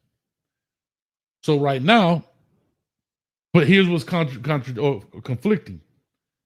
He also goes on and says, well, we want people to come to Colorado that want to be in Colorado. Well, who in the hell want to be in Colorado? Nobody. They're there because of Coach Prime. Let's call a spade a spade. See, that's where coach speak, people take it as the gospel. And that's the problem. People take coach speak as the gospel. Oh, I want to be in Colorado. For what? You're not going there because of the history of the program. For what Cordell Stewart did 40 years ago? The weather? Maybe if you like skiing, snow bunnies and mountains. Don't do them like that, Coach A. No, I'm being serious. No. Hear me out. No. Hear me out. Who do you want? Who wants to? And it's not just Colorado. It's a lot of programs. When coaches say that, I want people that want to be at. I want people that want to be here. Well, why do you want to be here? You're not a storied program or a blue blood like the Michigan, Ohio States, Alabama, my beloved Hurricanes. What? So who wants to be there? See, right there, to me, that's being disingenuous. It's people want to be there because of him. So what I'm saying is being disingenuous? No. When you were saying that, when you said that people want to come, and then when he got to Colorado, he was living in the suburbs and he don't want to know. They have an issue. Because every kid is not enamored with the glitz and glam and the cameras. They're not. That doesn't move everybody. Right? That doesn't move every Wait a minute. You're moving too fast. You're moving too fast. I'm saying Coach Prime, his effort into bring players in, it seemed almost like he was excited about bringing the players in. He even did a lot of videos. It wasn't all about, when he was at Jackson State, it wasn't all about motivational videos and shoe deals. He was actually he was talking what he was walking. He was trying to get the players to come to Jackson State. Because that was an easier pull. No, but hear me out. Hear me out. You're saying Coach A is about Colorado, but at the same time, his energy was different. It was like he was alive. So here's what I'm gonna tell you. Here's what I'll tell you real quick. The Black Nick Saban was actually coming out. I could see it. This man said the Black Nick Saban. Okay. Yes, because it was easier. It's easier to get guys to come out of the G5 programs to Jackson State than it is to get a guy to come out of a P4 program to a P4 program. See, let me ask you this. I can speak on Shane Hooks because I coached him. He went to Ohio. Let me ask you a question, Neckbone. When is the last time you saw an Ohio Bobcats football game on TV? I haven't seen it. Exactly. Stay on topic. I haven't seen it. Okay. So with that being said, what was the Savion? What was the kid named Savion, the running back that came from Delaware? Savion Wilkerson. How could I forget? When was the last time you seen State legend? When is the last time you saw a Delaware football game on TV besides the one Colorado just played in? Haven't seen it. Exactly. So I say all that to say this. It's easier to get those players to come from that level to Jackson State with all of the hype that comes with it, right? And you're going to get the TV notoriety, right? I'm just calling it what it is. Now, when you come to Colorado, hold on. When you come to Colorado, you're enticing players with what? And I hate to be funny. Outside of the major five, the Seton, Shador, Shiloh, Travis Hunter, Kamani McClain, who's the other one? And Juju Lewis. Name me a top prospect that's just flocking to come to Colorado. And the Let only me tell you something. hold on, and the reason those five came. Your question. I'm gonna answer your question. It's none, right? Okay. It's none, right? But I'm gonna answer your question, right? If you get those players, you don't get. I don't feel like you get a loss to Georgia Tech. I don't feel like you get a loss to, BYU in the bowl game. That's what brings them. You know what I'm saying? All those games that you lost, I feel like you could win if you got that energy behind it, though. If you know what I'm saying, you done brought the coaches in, which he has. He brought the coaches in, but you can get a couple of more players. I mean, you only got Jordan Seaton and what was it, Michael Welch? You get about 5 or 6 players. If you can get Kevin Coleman out of Missouri to come down there with who was the guy that got drafted, the receiver that played for the Ravens? I forget, Lejante Wester. You can get him in that lineup. Man, I don't feel like none of them teams could even. The DBs on the other teams could even mess with them. I agree with you. Win them games. I agree and you with bring the players. We're talking about little by little. You can get players to come with that hype. I agree with you because you have to realize that all neck the bone. coaches, You got to recruit them though. They want to be prime. They want to just sit on their couch and just bring them in. But if he bring the effort with it too, thank you. My God. I've been saying that. I've been called a hater. When I say that, I'm called a hater. When I say if he just his superpower, he's like Superman. He can fly, but he like saying, "Nah, I'd rather walk over there." But he can fly, right? I'm telling you, I said the same exact thing. So, and shout out right here, Moses the Warrior says Omarion Miller. No disrespect to Omarion Miller, but he was not a top prospect. Hold on, Neckbone. Neckbone. AG son was hella nice. I know, but Omarion Miller, all due respect to him, was not a top tier recruit coming out of high school. He was the 51st best wide receiver in the country and the 15th best player in his state. That's nothing to sneeze at. But we're talking about the level of the Jordan Seaton, those kind of players. That's all I'm saying. No, this is no knock. Mario Miller, I love as a player. But we're talking about the creme de la creme from high school coming in. That's all I'm saying.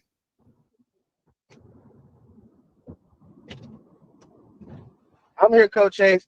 I'm trying to figure out, where do we go from here at this point? I mean, he got what he got. You go to practice. The way it's looking, where you go.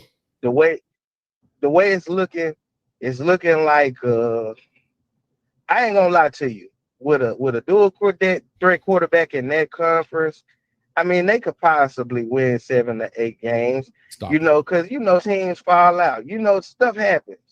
But at the same time, it's still not what I thought it would be, what it's supposed to be in year 3. You know what I'm saying? You just, as prime, you gotta, I get the Georgia Tech loss, but you in there with Wyoming, man, I just feel like it ain't right. It ain't what it's supposed to, it ain't what I want it to be. Like they say, y'all, some of the fans, they say, y'all crying, talking about what y'all would want the team to look like, but this Coach Brown team, let him do what he want to do.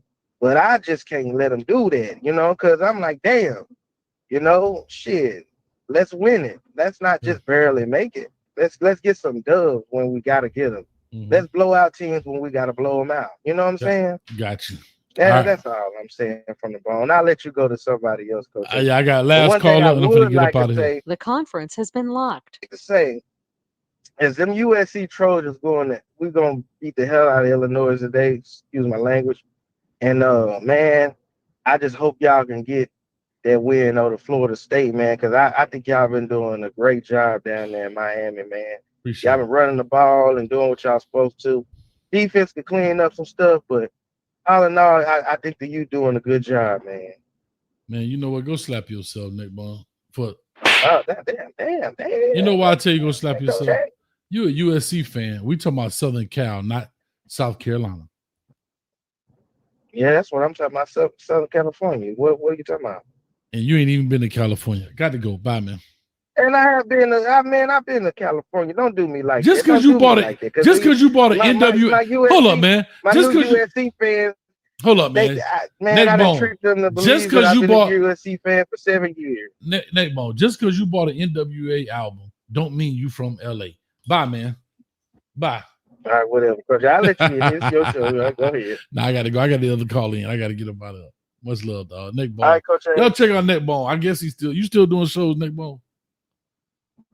Man, yeah, I'm still doing shows, man. I just been doing a lot of welding and trying to take a couple vacations coming up. You know what I'm saying? So yeah, people YouTube, y'all gotta wait, man. I'll drop some. Here we go. I'll just say this for everybody that listen to Nick Bone tonight. I'm gonna just say this real quick. For all y'all that think that Nick Bone had a point, I just want to say this. I'm petty. I told y'all I'm petty. You gotta stop hating, Coach. No. I'm the one behind the one, man. Yeah, I know. I'm the one behind the one. You the same dude. Cause you heard him say welding. Here we go with this. He said he will. And I know my dog Netbone is a hellified welder.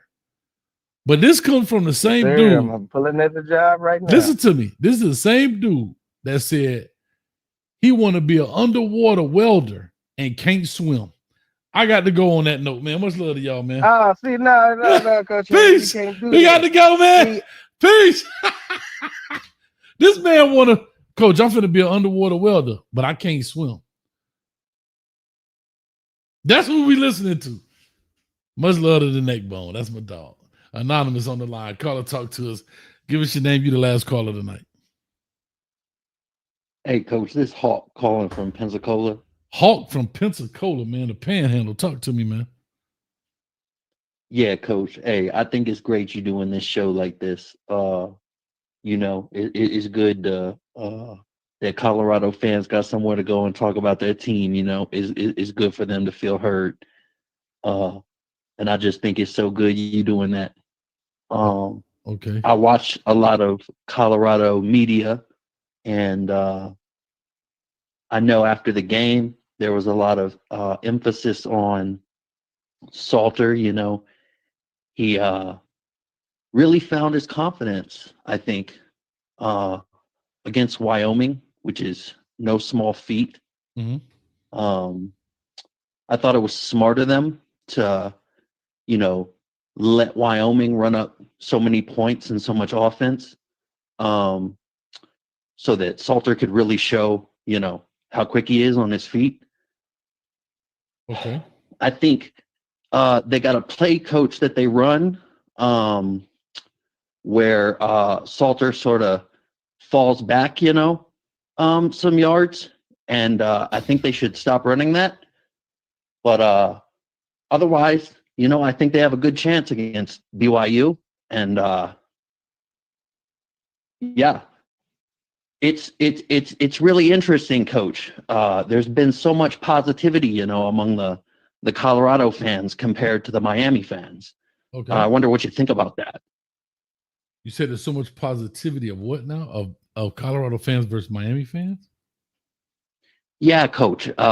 When I listened to your Miami show, they found a lot of problems with the team. They were sort of critical of how the team looked against Florida. But these Colorado fans, they're always finding hope springs eternal. Gotcha. Here's what I'll say. First of all, Florida's a rival, right? Like, we really hate Florida, right? Because for various reasons. I'm not gonna go into that. Because it just takes up too much time. And optically, the game wasn't appeasing, right? I think we were a better team than them, better quarterback, better defense, but we still were only, at one point, it was only 13-7. So from a fan's perspective, I understand why they were tripping and a little upset and even myself included. Buddy of mine was on here talking. I even said took their foot off the gas, right? And again, that's the kind of an instant reaction to, because we go live right after the game. But when you look at it, there were some things we did wrong, of course, by all stretch. However, when you look at that game, we were in control. What made people really worried, though, Hawk, if I'm saying it right, was they drove down the field methodically on us that made it 7-13. Our very next drive, we come out and throw an interception, and everybody hit the panic button. DEFCON 5. Is that the right way to say it? So that's where the worry was, because they drove down the field, 11 to 12 play drive, scored. We're only up by 6. Come out the very next play and throw an interception, and now they got the ball again. You see what I'm saying? So that's what made it kind of like, and then we end up just pulling away at the end. But Colorado, I think people want to double down and not be wrong. They're doing it off their emotion, just like Miami folks did it off their emotion. The problem is you have so many new CU fans or new people to football and even college football. They don't really understand. They know it's a game, but they don't really know how it really works.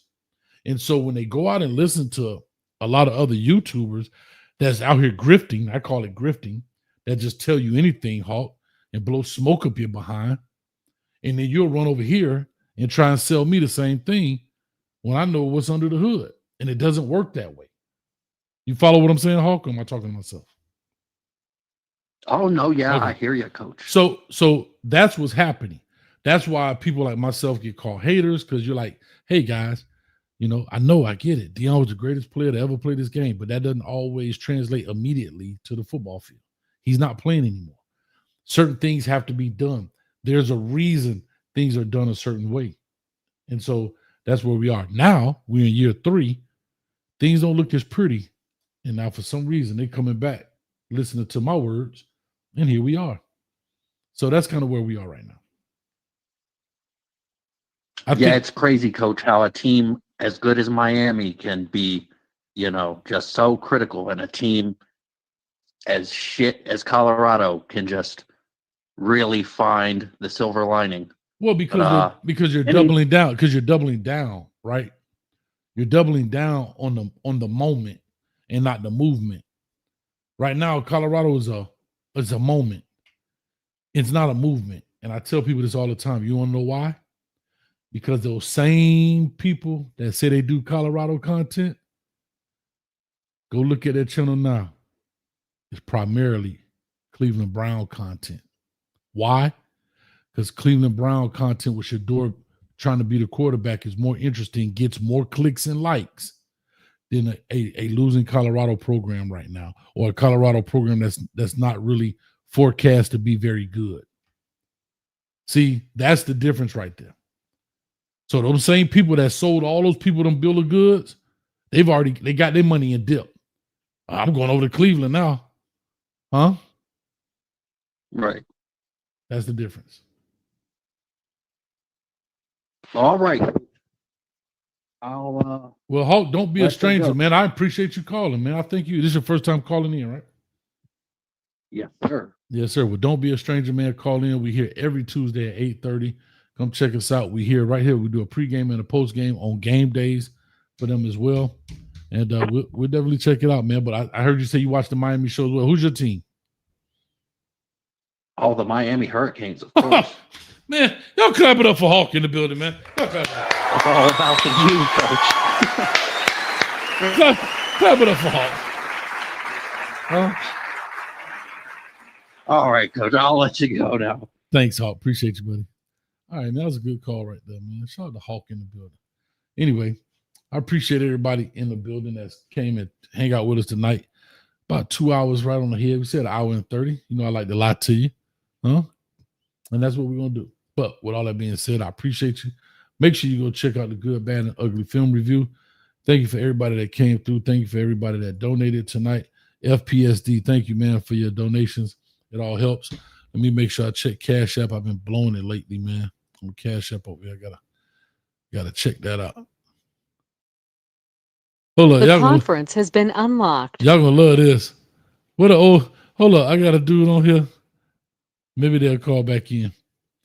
I want y'all to hear something because y'all think I want y'all to hear something. Anyway. Nope, we got nothing else on Cash. All right. So with all that being said, man, I appreciate you. Thank you, guys. I thought Old School was back here. He was back here in the back the whole time. Old School been back there just chilling, man. But anyway, y'all stay tuned. Tomorrow, man, we're gonna talk about the Miami Hurricanes. Coming up on their bye week, and they will play Florida State the following week. But man, it's fun. I appreciate y'all. Thank y'all. Make sure you hit the like, share, and subscribe button, notification bell as well. So you're aware of all of this content that comes on this channel. Coach will catch you on the 50. Peace.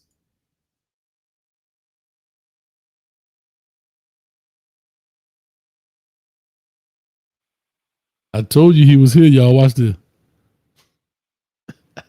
Well, I'm telling you, you just get anybody on your show to just talk bad about them.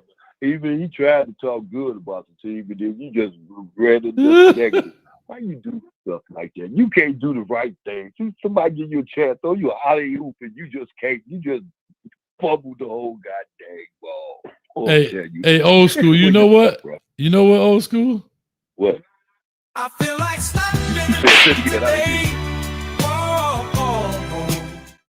I feel like slapping you today, Old School, but you already ain't got no teeth in your mouth. So anyway,